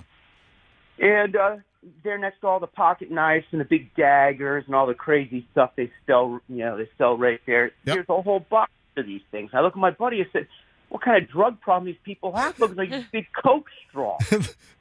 So there were metal vampire straws they were selling at this convenience store near Talladega. Oh, speaking of Will Ferrell, right? Yeah, Talladega Nights. Yeah. So did you know at the time, Drew, that they were weapons, or did you figure it out today when you heard it? When you told me, I picked it up, showed my buddy, said, I have no clue other than they'd be using these for drugs. Why would you have this big metal? And it's next to all the knives and stuff they sell at these gas stations. It makes sense. Do you remember how much it was? Yeah. It was like $14.99 or something. Yeah, it probably wasn't titanium. The one online that Fester wants to buy is like $85, and it's made out of titanium. Hey, Drew, thanks for checking in. I appreciate it. All right, Lori is in Seminole. She wants to pick up on the Ozempic deal. So, Lori, you've been on Ozempic for a while, right? Yes. And have you had any crazy dreams, Lori? Not at all. Just normal dreams, or you're not dreaming at all? I mean, I typically don't have a lot of dreams, but... Now, Lori, are you on Ozempic because of diabetes, or are you on Ozempic because you want to lose some weight? No, I'm a long-term diabetic, type 2. And have you lost weight? I have lost a few pounds, nothing drastic. But the people that are saying that they're on Ozempic that don't need it for diabetes, but they're losing 12, 15, 25 pounds, you have not experienced that kind of weight loss? No, and I know about some of those people, too. I don't want to say, but because of where I work, and I know that it is sold for weight loss, and you can lose a lot of weight with it, but I am not on the maximum dose. Gotcha. I take it strictly for my A1C, and it has done tremendous for me. Well, so what was your A1C? Were you like a 7.5, or what were you? Oh, no. I was way up there, like 10 plus. Oh, my God. All right, so what has your A1C been brought down to with Ozempic? Just had my blood work done about a month ago, not even, a few weeks maybe, and it's at 7.0. Wow, that's pretty good. All right, let's do it. Let's sing along. You ready? 3, 2, 1, and Ozempic, helping Lori. That's the new commercial. Yep. You can add the name. And Lori can come out. Exactly. Hi, I'm Lori from Seminole, and I used to have a A1C of 11 plus of 700. But now I'm a 7.0. Thanks to the minimum dose of Ozempic, I haven't had any crazy-ass dreams. Lori, last question. Because of all the people trying to get Ozempic for non-diabetes needs, just to lose weight, have you had any trouble in getting your Ozempic prescription filled? at this point. I did in the beginning, and I knew nothing about the weight loss thing until just a few months ago, actually. Yeah, it really kind of bubbled up. It was an insurance issue. You had to, like, jump through hoops proving that you were, in fact, a diabetic and that you had tried other things. Right, and not just trying to get a bikini body for the summer. Right. All right. Hey, Lori, thanks a lot and best of luck. Thank you for listening to the show. We appreciate it. Thank you. All right, Lori, have a great one. You know, hey, speaking of drugs, one last thing. Remember what I said that I was thinking about buying and carrying? Just to have it? So, I do. What I do. was it? What was it? Let's all say it at the same time. Go Ready? ahead, 1, and- 2, 3, Narcan. I forgot. Oh. You're the only one that said it. We don't all need to say things at the same time. But listen, Andrew, we got a lot of feedback that it's already available, or some people said you can go to the sheriff's office and get it. It's not like it's secret. No, it's not. And of course, it's not a secret. Okay. But there was a story earlier in the week that it's coming soon that Narcan, the opioid overdose reversal drug, that Narcan is going to be available over the counter. You just walk in a Walgreens, CVS, whatever, Rite Aid, your local neighborhood pharmacy, and buy Narcan. That's coming soon, apparently. And I said earlier this week, after seeing the story, I said, you know what? I think I'm going to carry it. I think I'm going to buy Narcan and, just keep it in the car. Keep it, I don't think I'm going to carry it in my pocket everywhere I go. But I'm thinking about buying Narcan just in case. I'm at Best Buy and someone's, tweaking out on the sidewalk or something. Let me go back to my car. I've got Narcan. There's no need to fear. Narcan Man is here. Ooh, Narcan Man. There's a good advertising campaign. Oh, you're what right. would suck with a big N on the chest? Yeah, the Big more you N. know. Yeah. It would suck if somebody had an overdose in the back of the store and you got a crappy parking spot in the back of the parking lot. You're like, wait, hold on. It's in my car. You have to run 150 yards to your car. Narcan Man could fly. Well, I thought. Well, no. The guy having the seizure. Never mind. Can you get it? Have you got any leads on how you're going to get one? We had a couple of listeners offer to drop one by for you. Has that happened yet? No, I remember there was a guy in, I think, Lakeland or something. Yeah, that his brother. Didn't he say his brother has like a big drug problem? His sister. He said he no longer talks to his sister, and he has all these leftover Narcan needles or pens or whatever they are. Yeah, remember that? Yeah. So yeah, I'm gonna get it. I've made the decision. But the reason why I'm bringing it up again is because I got an email. Hey MJ, I think the idea of you having Narcan on hand is an awesome idea. I wish more people thought that way. I'm just a good citizen of the world. You are. You're a hero. My brother suffers badly with addiction, has overdosed more times than I'd like to admit. Unfortunately, this disease is doing nothing but getting worse. And if you or anyone had that on hand and came across someone in need, and it could be anywhere nowadays, we could give that individual a glimmer of hope to have a chance of overcoming this in the future. Love your show. Listen every day. I was the one who called you guys about listening to the MJ Morning Show while in the MRI machine. Yeah. Thank you, Crystal. So, Crystal, thank you. Yep. So, I mean, it's pretty much sealed. As soon as I can get Narcan, I'm gonna keep one in the car. Keep one maybe in my carry bag. I don't know. Just in case. Oh, you can't put it in your carry-on bag. You've only got X amount of space in there. No, You my work bag. your carry bag. Hey, Okay. listen, who knows? One of our, crazy salespeople might be, That can happen any day. Any day. we can have an opioid overdose with, listen, Mark Zallis. You never know. I'll give you the name of 10 of them. Oh my God. I might have to Of all people. About to jam the thing up his nostril. Not the Z-Man. You never know. Not the Z-Man. All right, listen, if you're coming into St. Petersburg on Interstate 275 on the Howard Franklin Bridge. Oh, well, hold on. Is this a traffic alert? You're waiting a while. All right, hold on a minute. We got a traffic alert here on the MJ Morning Show. All right, ladies and gentlemen. Wait, is this the hearse? Hold on. No, this isn't the hearse. I'm looking on the area map, and the hearse isn't really drawing much attention. Right. Well, here you see the red area in Dale Mabry where the strip club is. Oh, wait a second. I need more urgent traffic noise. Hang on. All right, right, let's go to the traffic copter. Here's Fester. Fester, what's going on 275? All right, I'm up at the MJ Morning Show traffic copter right now. Interstate 275 southbound going into Pinellas County. You're going to see an accident right at the MLK exit there, right from 4th Street Junction here. So you're going to see a little significant backup all the way into the Who's your pilot? Is it Al Pacino? Al Pacino's my pilot over here. How you doing over there? I'm doing real well, Al. How are you, pal? Al, what do you see over at the strip club action involving the hearse? A bunch of cars, a bunch of trees. What kind of cars do you see out there, Al? I don't know. They're little. They're really small. Let's get a little closer to the ground, Al. All right, let me get closer. All right, hold on. Who's our stewardess here on this helicopter flight? Excuse me, it's flight attendant. No, it's stewardess. Who's this broad? I don't know. She's new. She doesn't know she's a toots. Yeah, just watch out for the birds. Oh, no! Bird strike. We're going down! Morning Show traffic copter going down right in the heart of Tampa Bay here. All right, so listen, if you're on we're all dead. All right, so listen, if you're going to Interstate 275 into St. Petersburg, you're screwed for a little while. I want to let people know about something that I just recently saw about our cell phones.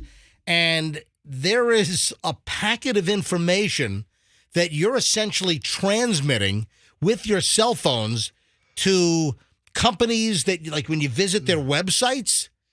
Now, I was not aware of this, and I want to thank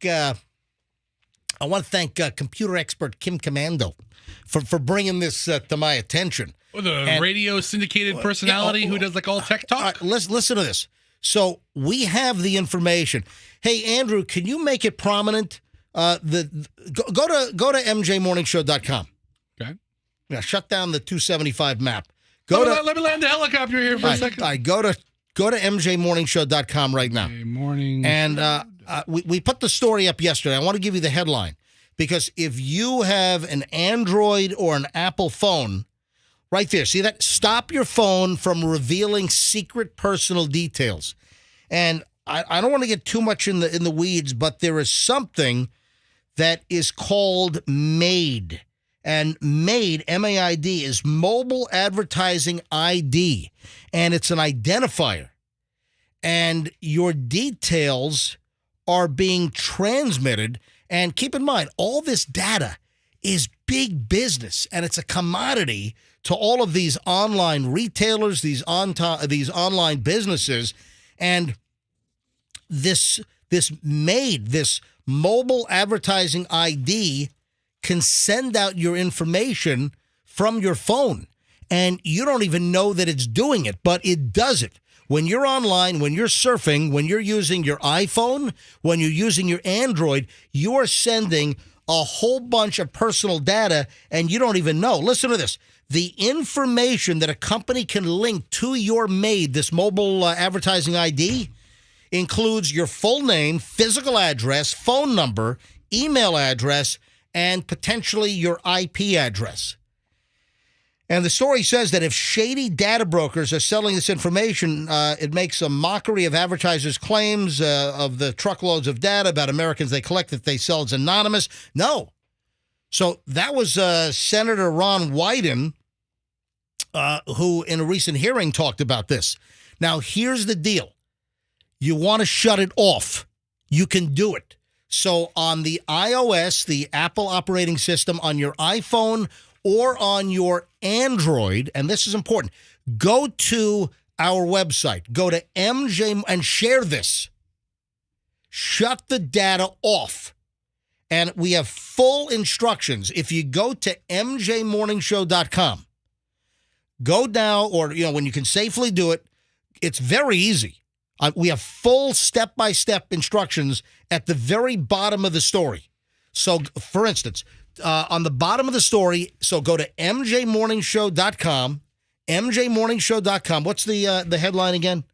Just go to the top. Go to mjmorningshow.com and look for the headline, Stop Your Phone from Revealing Secret Personal Details. And the image is going to be just a generic stock photo of somebody holding a cell phone. So to shut the information of the transmission of the data off, we have a list for Apple iOS. So iPhones, You open settings, you push privacy and security, then Apple advertising. So we have the whole step-by-step on how to shut this off. And then also for Android devices, do this. You push the settings cog icon, you scroll to Google, you scroll down, and there's something called Google. Like, I have an Android. So if I go to my Android right now. There's something called Google on your Android. And I hit settings. It's a little cog.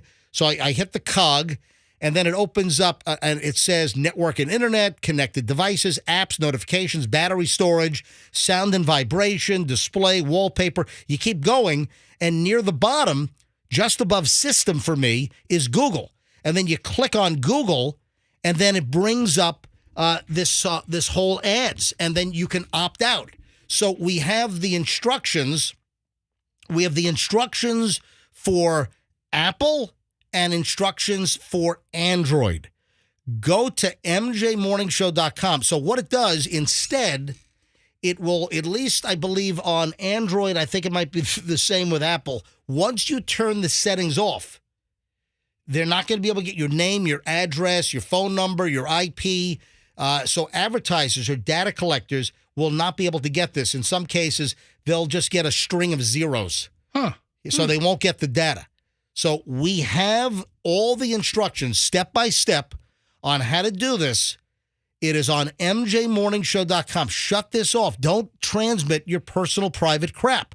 You know, you might think that you've got other safety precautions, but very few people know about this aspect. And the full step-by-step instructions, mjmorningshow.com. That's mjmorningshow.com. And then the headline is what? Stop your device from, what was it? Just hurry, scroll up. Go. I'm going. Stop your phone from revealing secret personal details. Look for that story right now, mjmorningshow.com, and then scroll to the way bottom of the story, and then the instructions are there for Apple as well as Android. This has been a public service of the MJ Morning Show here on Q105. And thank you, Kim Commando, for bringing this to my attention through your story. We're going to play a numbers game here, folks, because there are new numbers out for the Tampa Bay area. Do you know how much money a family must make to live comfortably in the Tampa Bay area? As a whole family? Yeah. So a brand new report came out by United Way from the Suncoast, and they have a research partner. United for Alice shows that more families in the Tampa Bay area are living paycheck to paycheck. This is a Channel 8 story that I saw. Okay. All right. United Way said the number of Florida households unable to afford the basics grew by more than 227,000 during the first 2 years of the COVID-19 pandemic, resulting in a total of 3,866,000 households, or 45% struggling to afford the basics by 2021. Now, Florida has one of the highest percentages of households that are struggling to make ends meet, according to the United Way.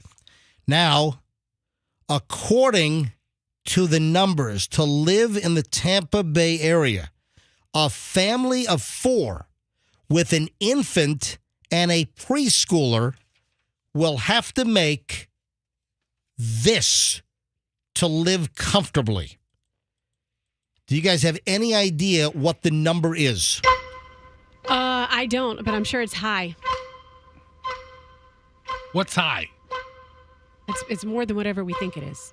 Should we whip out the Price is Right mountain climber? Yeah. I mean, Roxanne already said it's high. All right, well, what do you She think it could is? fall off the cliff first guess. So, family of 4, mother, father, and then, an infant and a preschooler. This doesn't even include, probably more expensive, high schoolers? And yeah, the high schoolers. Now, I'm talking about folks that are at home. I mean, so if I had to guess a number, I'd say 65 grand. Wow. Guess what? You have not gone over the cliff yet. No, that is too low. All right.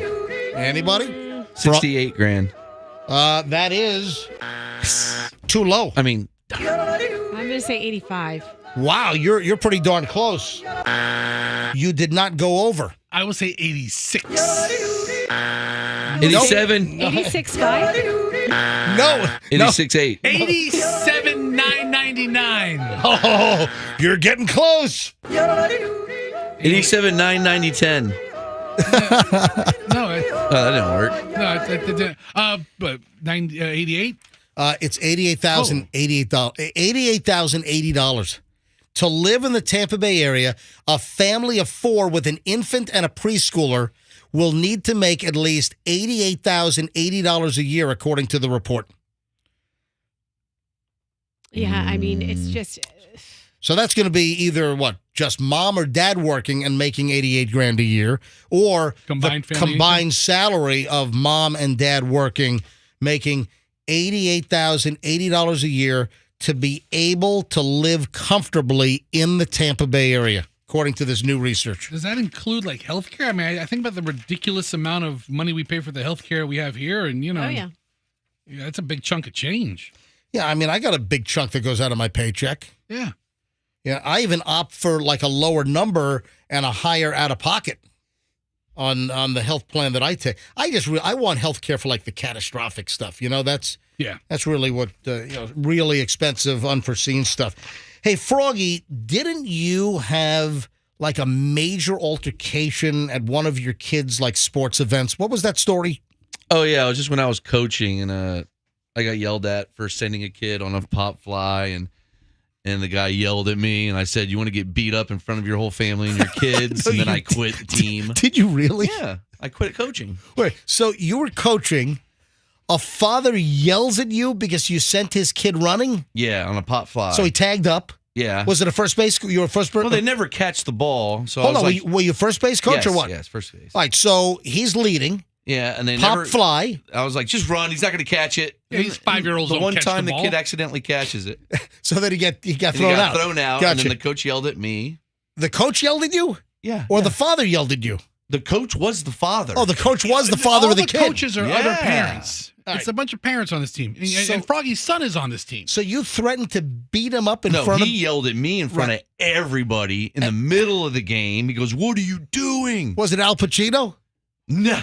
Hey, what are you doing? All right, that's it. No. I've had my fill of Al Pacino today. Are you All right. sure? All right, so wait a minute. So you did you like yell so everyone could hear? Yeah. What'd you say? Oh, I said, if you want to keep yelling at me like that, I hope you don't mind getting beat up in front of your kids and your entire family. That's right. And then I was like, I'm not going to do this anymore. Hey, get Pat in here. Tell Pat to roll in. Patrick. Oh, Andrew, tell Pat to come in. Grab Mike 4 and run that out. Anyway, the reason why I'm bringing this up, Froggy, is because there are a lot of instances. There are a lot of problems in Little League games, Pee Wee football, and there are a lot of issues with parents like getting into fights with the umpires and the refs. I mean, there are a lot of problems. Well, we see all the craziness at like the fast food establishments and people acting crazy, having road rage. Why wouldn't that spill over? Why wouldn't that be happening in an arena where you're so passionate about your child's success in a sport? Well, Froggy, let me just run this by you because there's a reason why I'm bringing this up, and I'm having you recall your incident. In New Jersey, a town is forcing argumentative parents at Little League games to actually have to umpire for 3 games.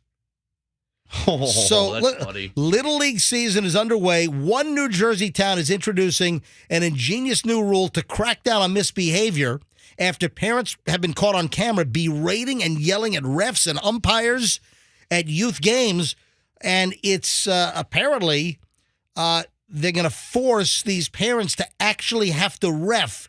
They're going to have to Or umpire. Umpire, yeah. Well, it's, I guess, this says Referee or umpire, similar. So this is Little League, so it's umpire, but they're talking about the problems at various games involving refs. In football it's a ref, in soccer it's a ref, blah blah blah. I've been to a couple of municipal fields, and they have like a little sign. It's like, if you don't like what you see, then volunteer. The Little League officials at the Deptford Township in New Jersey, they have a solution. If a parent or another spectator fights with an umpire, they have to volunteer to officiate themselves for at least 3 upcoming games. That's hilarious. What do you think of that? I like it. Stay off the umpire's back. All right, Pat joins us. Hey, Patty. Pat from our traffic department. What you want from me? Do we have any word on the funeral hearse involved in the accident? No, but I know it's still a big delay, so it should be blocking because it is not moving in front of, I guess, south of Columbus or 2001, right? Yeah, there? right at 2001. So Yeah. Hurricane, who worked with us for years on the MJ Morning Show, Hurricane called us earlier this hour and said, hey, I just passed an accident involving a funeral hearse in front of the 2001 Space Odyssey strip club on Dale Mabry. Yeah, I see the backup, and I've been watching it. But there are no cameras there, so I can't see that. So we have to take what our listeners There are tell no us. cameras? No, there are no cameras on Dale Mabry. Hold on. I thought 2001 had a live stream on I would love to. Yeah, they do indoors. Yeah.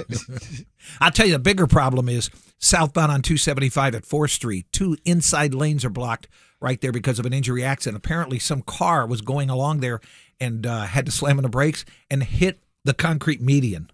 Oh, man, this is right 275 south. Southbound, inside 2 lanes are backed up. And look at the delay. I mean, you can see on the camera here. Yeah, I see. It's backed up. It's really almost backed up all the way to the Tampa side. This will make people late for work, especially if you had a morning show and this happened at like 10 to 6. It looks like the worst of it looks like the hump is like deep maroon. Yeah, it means it's crawling. Yeah, that's crawling. So it happened at the MLK Right, So right what- at the 4th Street, which is not an exit. It's but not an exit. Right. They haven't opened that back up Right. yet. And the vehicle, it's inside that concrete area. So wait, the vehicle jumped over the concrete? Well, it smashed and spun around. Oh, my Heavy God. damage. And when it happened, I All was right. looking at cameras. The airbags came out.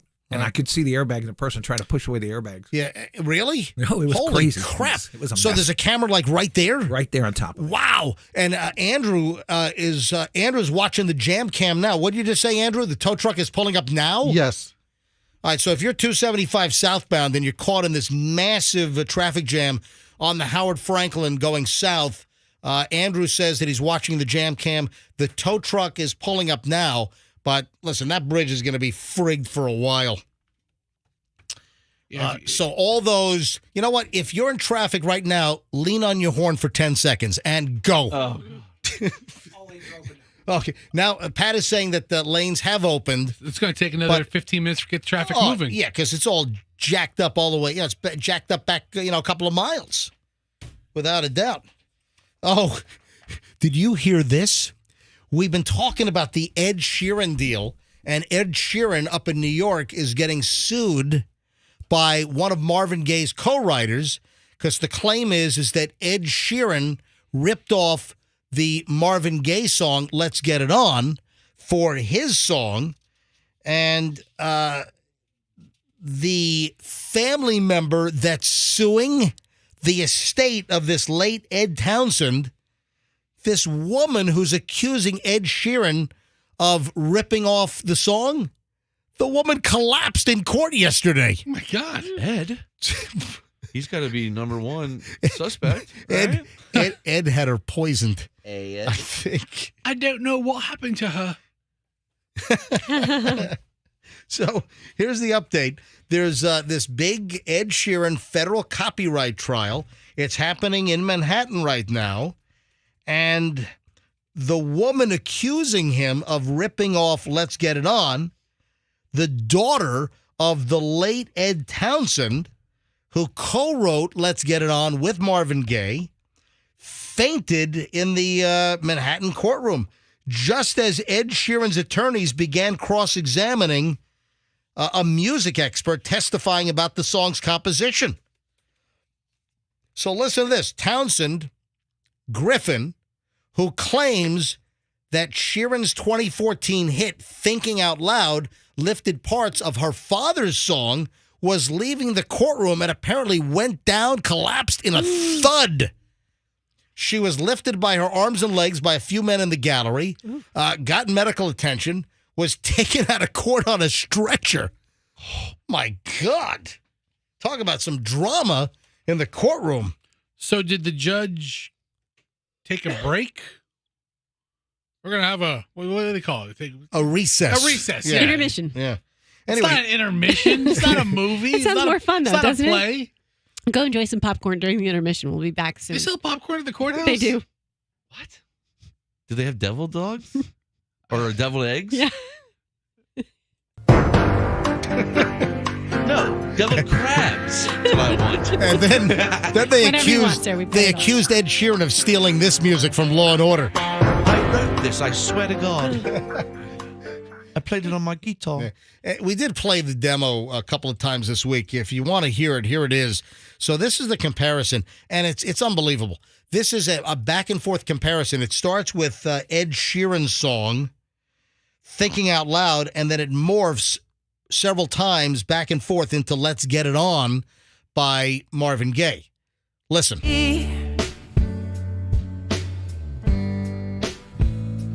Baby,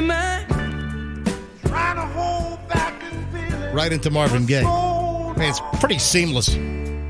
heart could still fall less. I mean, you couldn't even tell. Heart at 23. You couldn't even tell when it went from Ed to Marvin, then Marvin back to Ed. And I'm thinking about how.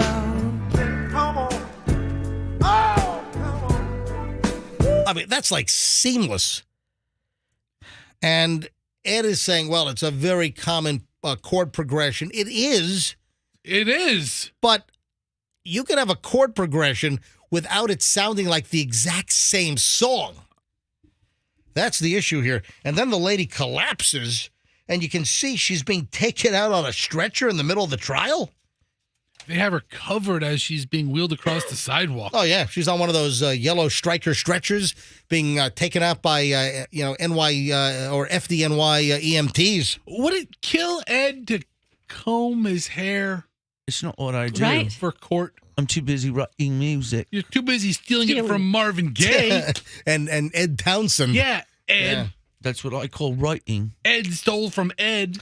8:48 at the MJ Morning Show. Let's take a quick break. We've got another long chunk of the MJ Morning Show coming up in just a bit.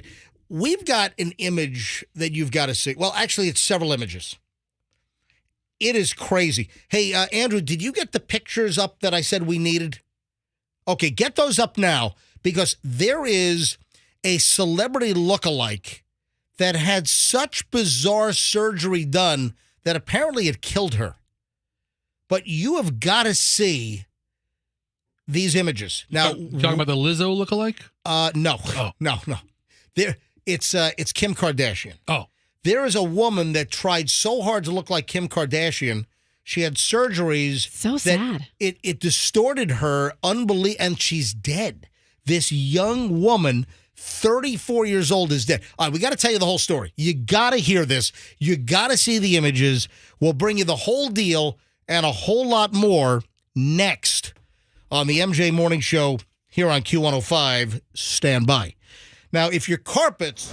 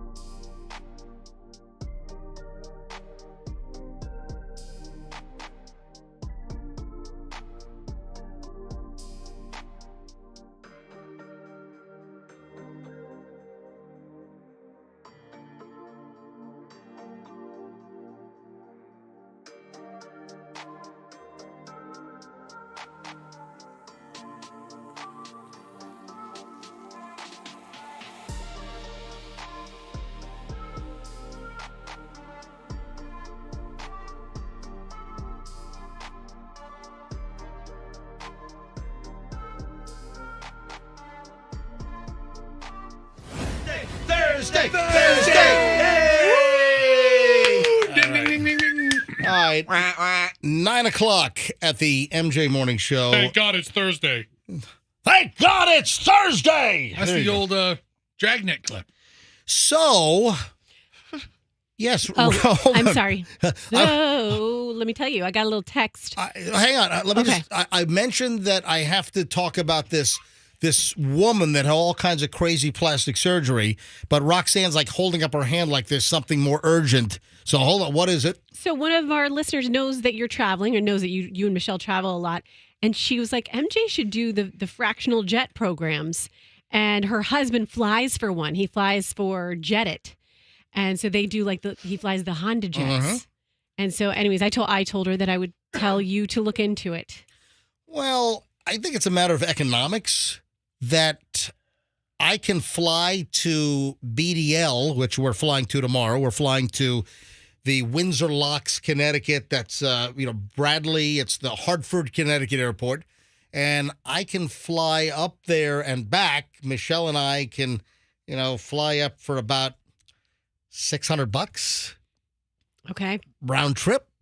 And what would a fractional jet be to Connecticut and back? Probably $15,000, $20,000. Yeah, but it's almost right to go that distance. I think they're better for shorter. I don't know, for shorter distance maybe. It's much more expensive than me buying a. It's like you buy like a country club membership almost, and then you get to use it up, and you can let other people use it too. Sounds expensive. Yeah. It is expensive. Relatively speaking, it is expensive, and I'm flying up Delta with Michelle tomorrow to Connecticut, and then I think we're flying back on Southwest.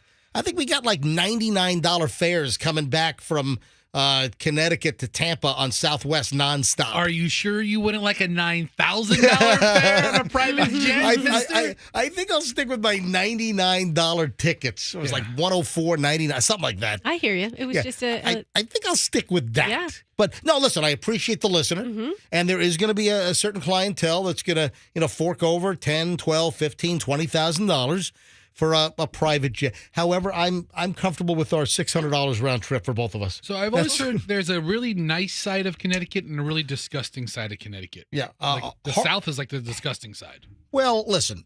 I heard it's beautiful. Bridgeport is almost like a burned out. Bridgeport. If you take Amtrak through Bridgeport and you look around, it's like, oh my God, what the hell's going on here? Keep going, train. Yeah. Listen, there are parts of Hartford that aren't particularly nice either. What about Bristol?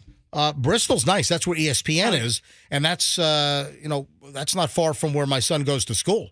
So we've actually stayed in Bristol. We've stayed right next to ESPN. Actually, there's a big hotel, and there's like the big Otis elevator test towers there as well, where they test they got like a 30-story test tower where they test elevators for Otis. That's where the Titan Towers are as well. I don't think so. The home of WWE. Is that true? Yes. It's also no. That's in Stamford, Connecticut. I said Connecticut, yeah. Yeah, but not Bristol. Oh. Yeah, because you see the WWE headquarters right off of I-95 when you're driving through Stamford, Connecticut. Bristol is the home of Aaron Hernandez, the hometown. Again. You mean the murdering patriot? Yes. Great. The psycho patriot that was murdering people on the side? Correct. While playing in the NFL? Allegedly. That's a little No, nutty. not allegedly. He was convicted. He No, died in prison. it's not allegedly. He was convicted for killing one guy, but then he was suspected in multiple other murders. Yeah. Yeah. Yeah. He was he was a part-time murderer. Yeah. Is what he was. I mean, just a crazy story. All right, so where the hell was I? So thank you thank you to our texter and listener regarding fractional jet. But Michelle and I, listen. Now, if you got a coupon code, it's a different story. We buy we buy the cheapest coach ticket typically. And if I get upgraded, I get upgraded. Listen, with Southwest, I'm not getting upgraded. I'm not buying A list. I'll just hopefully I'll sign in. I'll get into the A boarding group. But like with Delta, I buy the cheapest ticket, and fingers crossed for an upgrade. So we already got upgraded we bought cheap coach tickets, and we already got upgraded to Comfort Plus on Delta tomorrow. And then we're looking good maybe for an even better upgrade from the Atlanta to Connecticut portion. But again, I buy cheap, and if I get upgraded, I get upgraded. So that's the way I'm rolling right now. But I do appreciate the listener making the suggestion. Now, if they have a 95% off discount coupon, Seriously? because the husband's the pilot, then I might take a look at that. The friends and family package. That's what I'm looking for, friends and family. That's right. All right, folks, you have got to take a look at Christina Ashton Gorkani, who was a Kim Kardashian lookalike, and I say was. She was also an OnlyFans model. I say was because she is dead at 34 years old. Oh, my God. Christina Ashton Gorkani, OnlyFans model, known for her striking resemblance to Kim Kardashian, has died, according to her family. Fundraising post is up. GoFundMe is up. The family of Gorkani said she died April 20th after suffering cardiac arrest. In the early morning hours of approximately 4:31 a.m. on 4/20/23, our family received a tragic phone call from a family member who was frantically screaming and crying. On the other end of the line, Ashton is dying, Ashton is dying. A phone call that instantly shattered our world, will forever haunt our family for the rest of our lives. The family said they arrived at the hospital where Gorkani's condition was deteriorating, and she died that day. Now, listen, this is sad. I feel awful. The family's trying to raise $40,000 for a memorial service. Well, listen, how much money's in her OnlyFans account? I mean, I'm sure she made a lot of money. Not every one of these OnlyFans people make a lot of money. It's a very, very, very small percentage. All right. Now, here's where I just have to be honest. I feel awful that she has passed away, but she did insane things to her body to the point where, did she go to like foreign countries to get this plastic surgery done? Go to mjmorningshow.com. Okay. Andrew has posted some pictures. Go to mjmorningshow.com, and then in stories mentioned, we've got a couple of links. And Roxanne, lean on over to Fester's computer so you can see this. I scroll down a little bit.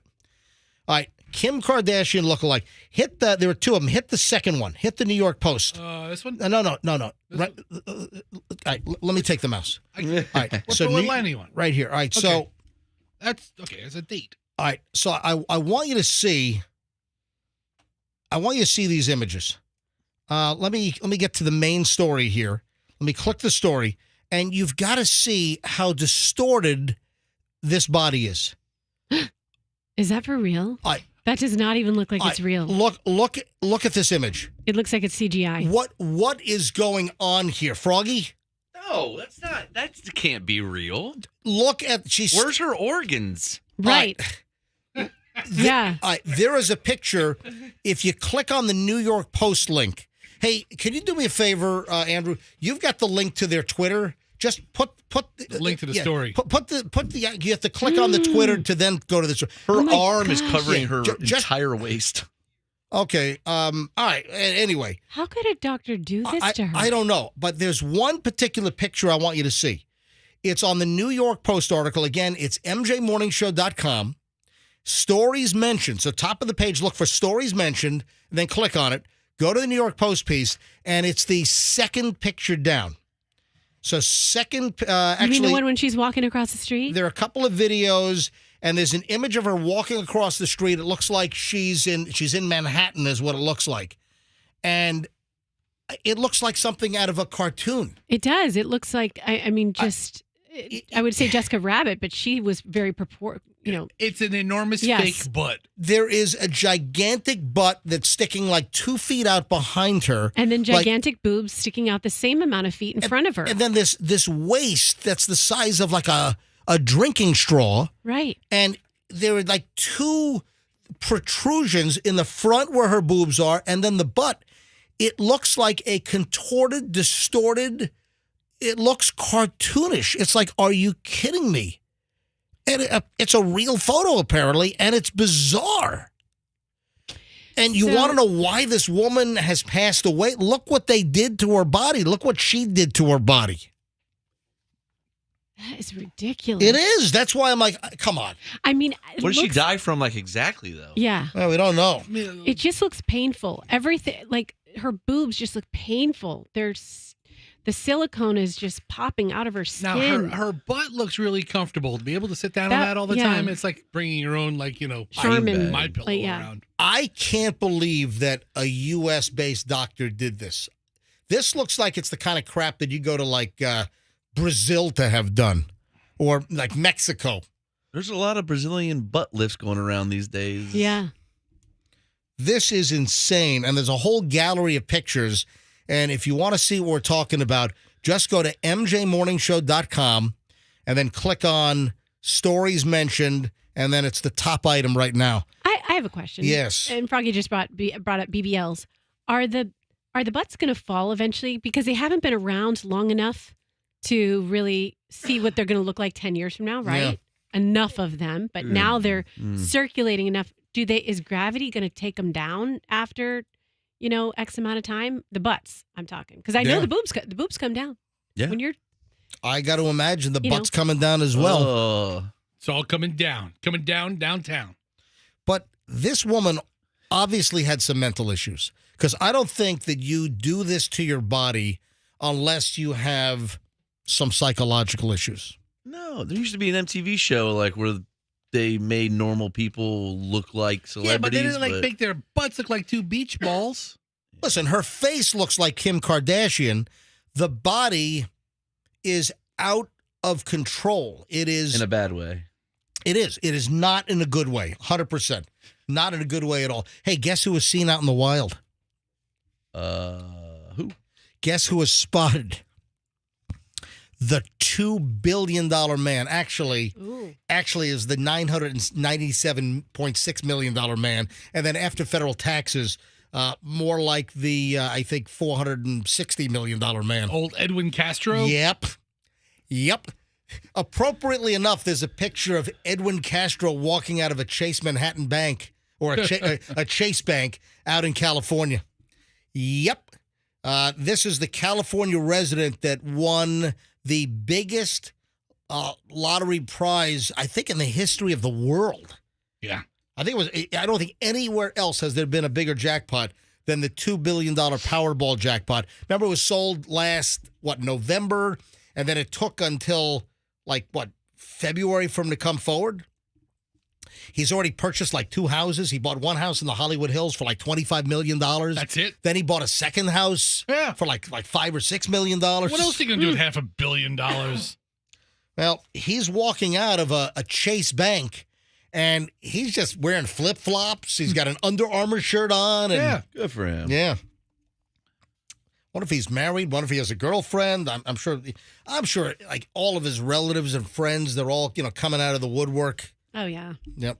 So he was spotted. Did you see a picture of him, Fester? I didn't see him walking out of the bank. Yeah, there's a picture of him walking out of the bank. But good for him, man. Yep.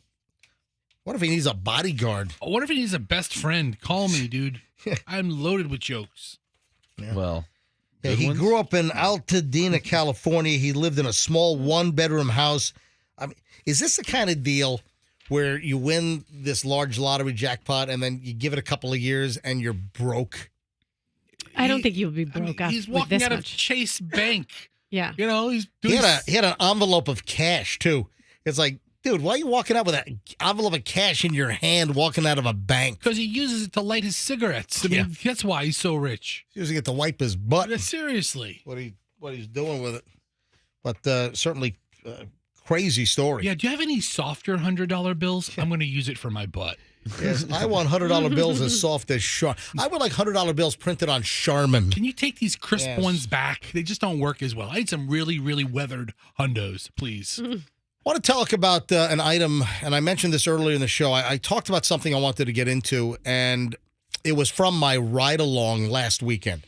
So last Saturday, I rode along with the Hillsborough County Sheriff's Office, and I was riding along with Master Sergeant Jeff Catlin, and we're tooling down, maybe we're on Causeway or something. Anyway, we're out in D5, District 5, and we're at a traffic light, and, we look ahead. There's a car in front, and, the police always scan license plates. You look for plates. You run the plates.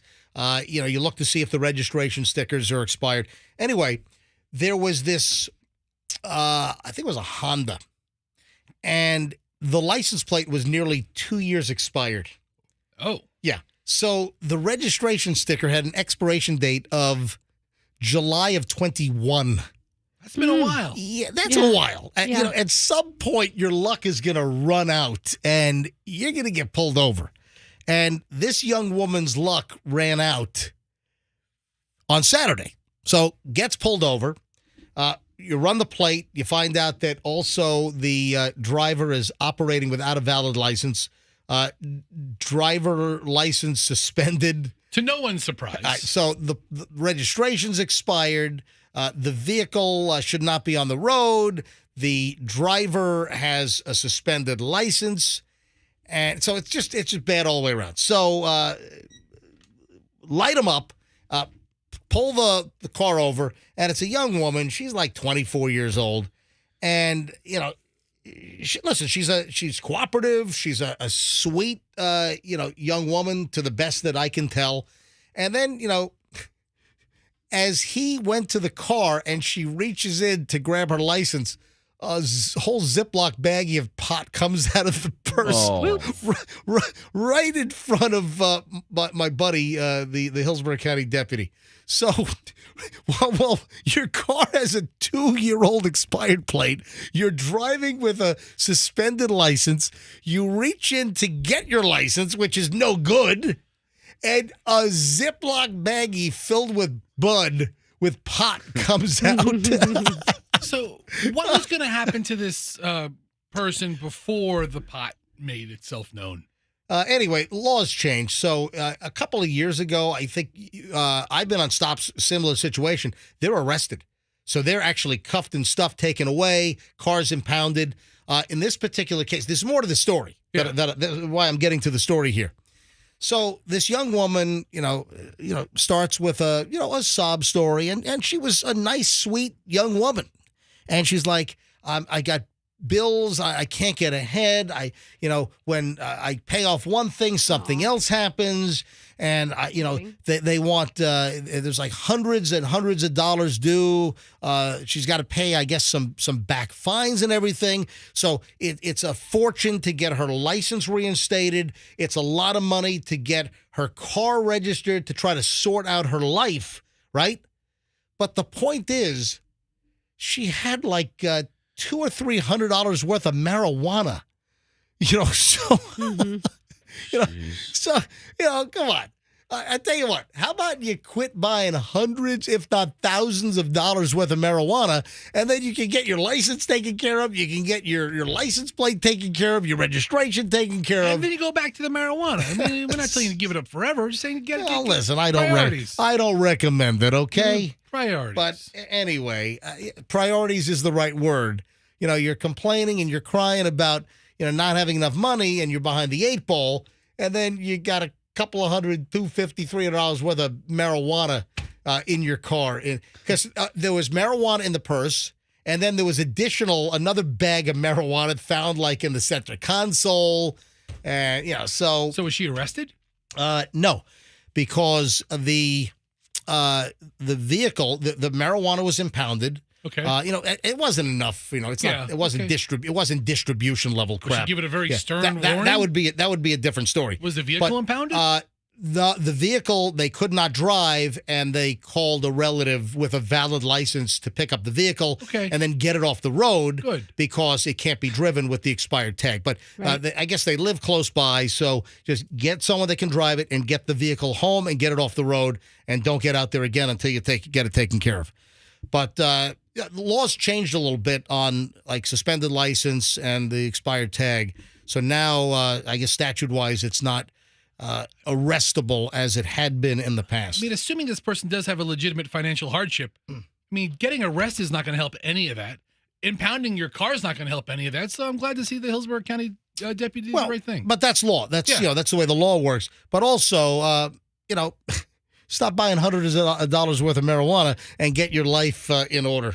And then, once you got all that in order, and if you want to go back to your recreational pot use, well, I guess that's your prerogative.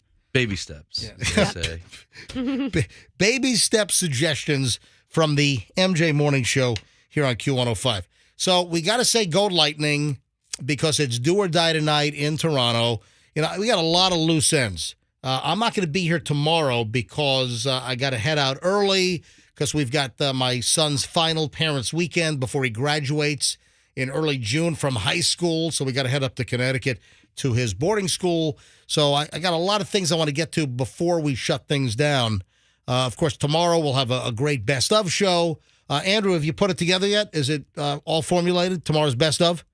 And what is the range of material? From what era are we going to be playing an assortment of material? Give me a range. Over the past year, maybe a little more than a year ago. Okay, good. To within maybe a couple of months. All right, so pull material that people haven't heard ever or haven't heard, obviously, in a long time. But I want to get a couple of things in live, and we got the final chunk of the MJ Morning Show next here on Q105. Stand by.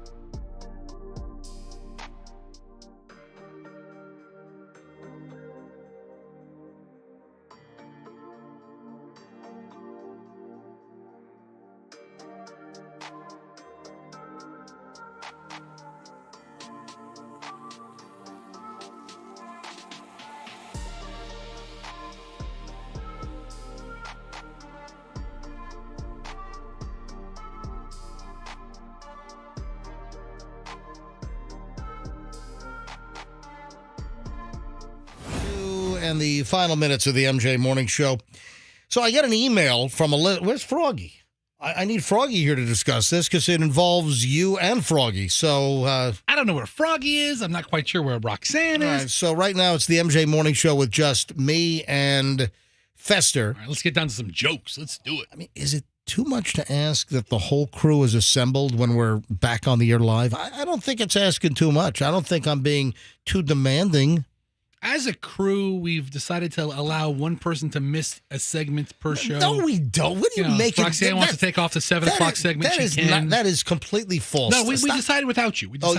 This was a decision made outside of my... Unfortunately, Froggy and Roxanne both chose to take off the last segment today, so... All right, they'll be back. Yeah. They'll be back. Yeah, I'm sure they'll be back in a minute. They're just... Froggy's probably out dubing.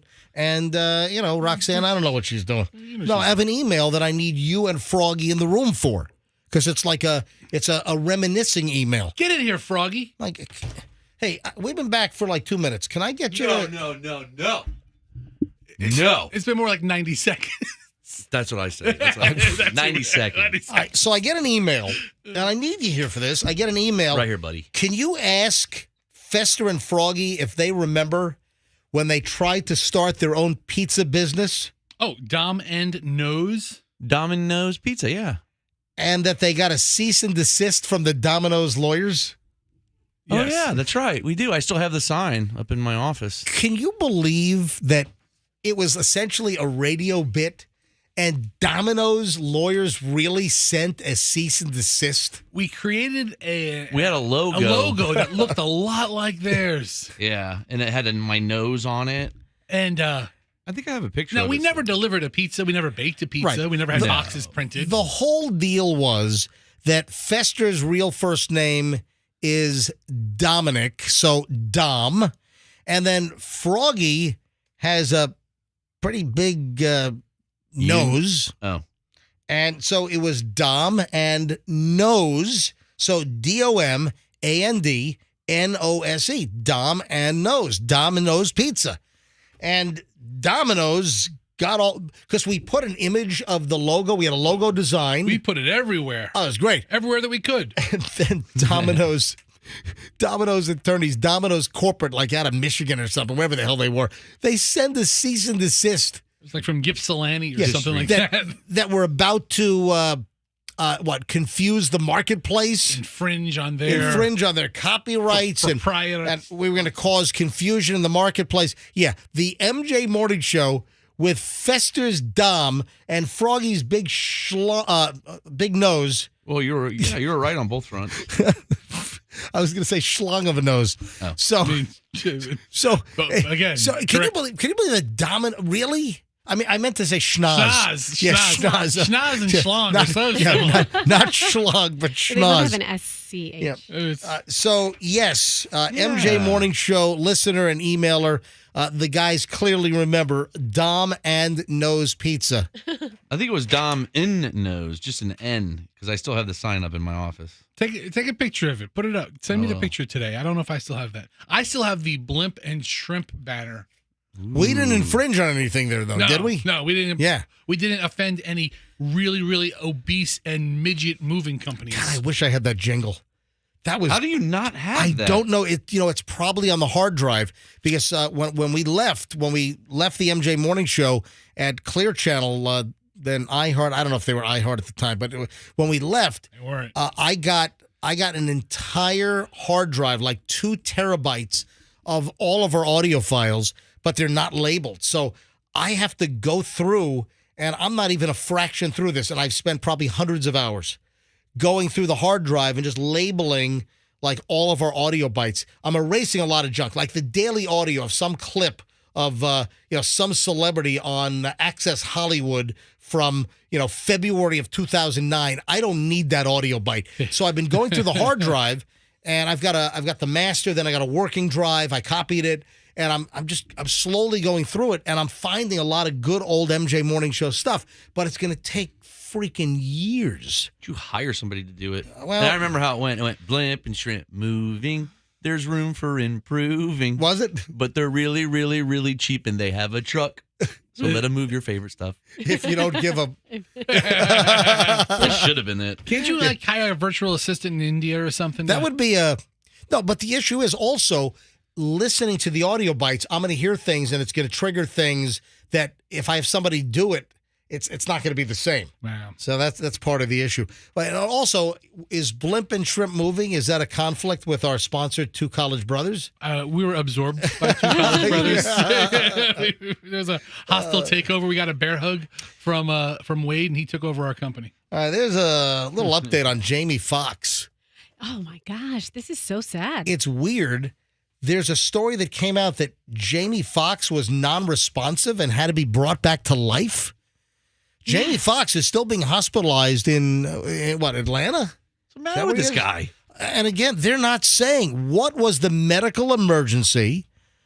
What happened to actor Jamie Foxx that now reports are that he was actually unresponsive for a few minutes and had to be resuscitated. Yeah, there's a report from Radar Online, confirms the information. They spoke to an insider who's close to Jamie Foxx. Shocking details. Jamie Foxx was revealed to have high blood pressure.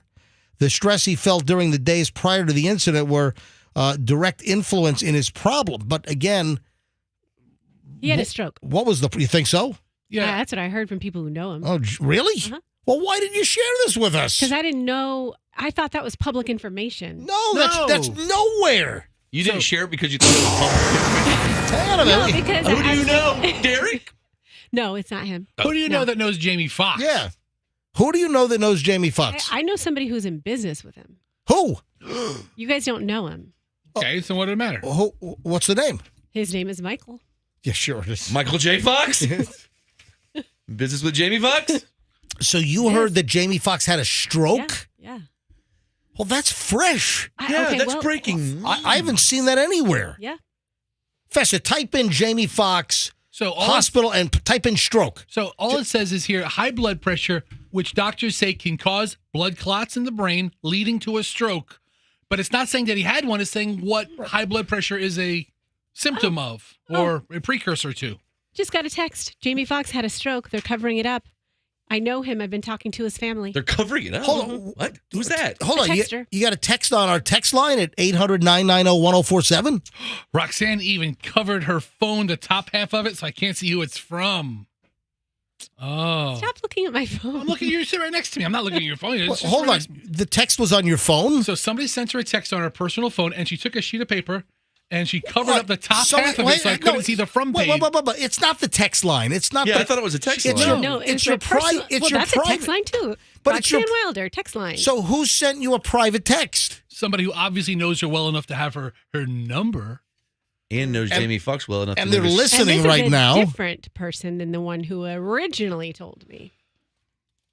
Both of them gentlemen. Those are the only clues I will give. Okay, fine. So they're not jerks? Might be a stroke. Jamie Foxx might have had a stroke. Tell Michael Jordan I said, what's up? How old is Jamie Foxx? Let's see. 55 years old. Okay. 55. There you go. He's his birthday's December 13th. Anyway, still a big mystery. There is a nutty story. Another one of these items that happens here in Florida, and in this case, right here in the Tampa Bay area. And that makes people think that everyone in Florida is out of their freaking minds. Did you see the woman here in Pinellas that shot her parrot and killed the bird? Dude, I used to have a bird when I was a kid. I wanted to shoot that thing. All right, it was come on. so loud, and it was like... This drunk woman shot their pet bird with a Glock. Ouch. So here in the Tampa Bay area, the handgun was used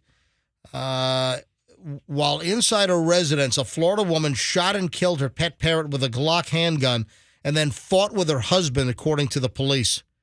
Arrested the whole couple earlier this week. Police say that, anyone know Suzanne Mullally? Oh, Suzanne Mullally. Oh, Sue. Suzanne Mullally, 62 years old, was intoxicated when she killed her African gray parrot with a .380 caliber handgun. Oh, no, MJ, that was close to your heart. Guess where in Pinellas County it happened? Largo? Yes. Largo, baby. Largo is the African gray parrot capital of Pinellas County. So, shot the bird, argues with the husband. All happened in Largo. After Mullally murdered the bird, she said that her spouse exited the home and began arguing and pushing each other, according to the criminal complaints, which notes that a witness watched the couple fighting. Additionally, Mullally doused Stephen, who reportedly was also drunk, with water from a spray bottle. Whoa. Mullally and her husband were both charged with domestic battery and misdemeanor, booked into the Pinellas County Jail. They were released from custody on Tuesday, ordered by a judge to have no contact. I'm looking at the mugshot of Mullally. She was also ordered to have no contact with animals.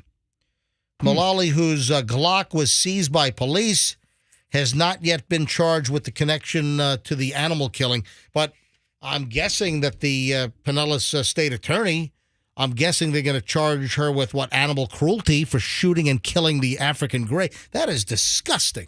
A harmless parrot? And African grays are among the smartest of the parrots. Let's hope the African Gray's family can find justice for their bird.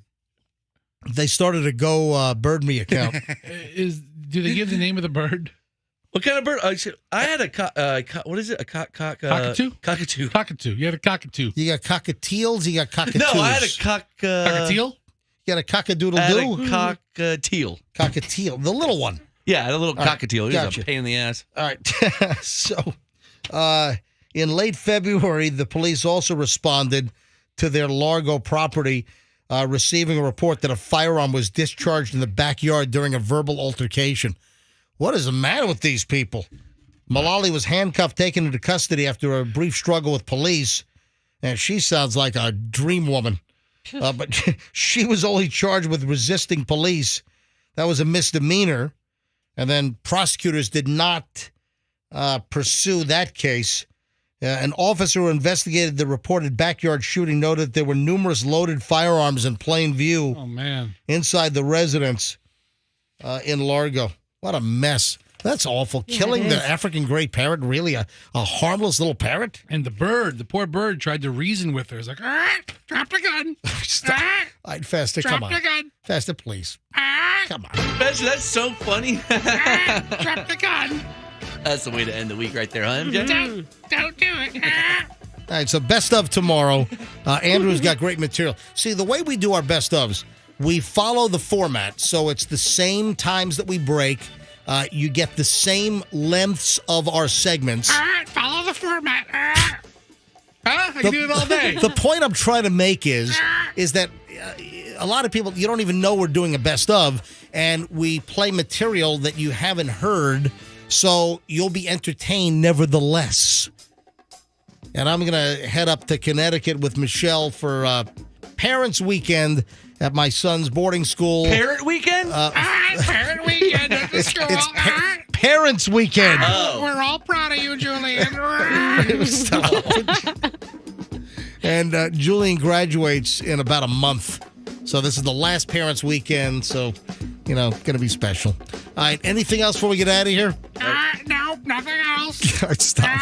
No. Thank you. Al. That's great. All I need is Al Pacino and the parrot now. That's a movie. Al and the Bear. Al Pacino. Yeah, you're a cute little guy.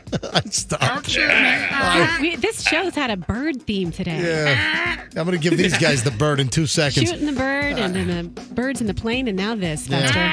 Lots of birds. All right, Fester, I'm going to hit you. All right. We're going to have a battery charge right here. St. Pete Police are going to be responding to our studios any minute. All right, folks, have a great day today. We'll do best of tomorrow. Listen, you'll like it. Then next week, we'll have more details on the giveaway. We will be, we're not starting it next week, but very shortly, we're starting the tablet tag again and giving away 40 Microsoft Surface Pro 8 tablets, which is incredible. 40. Have a great day. We'll see you back here on Monday Live, best of tomorrow on the MJ Morning Show on Q105. You need to email me, MJ at mjmorningshow.com, and let's be careful out there.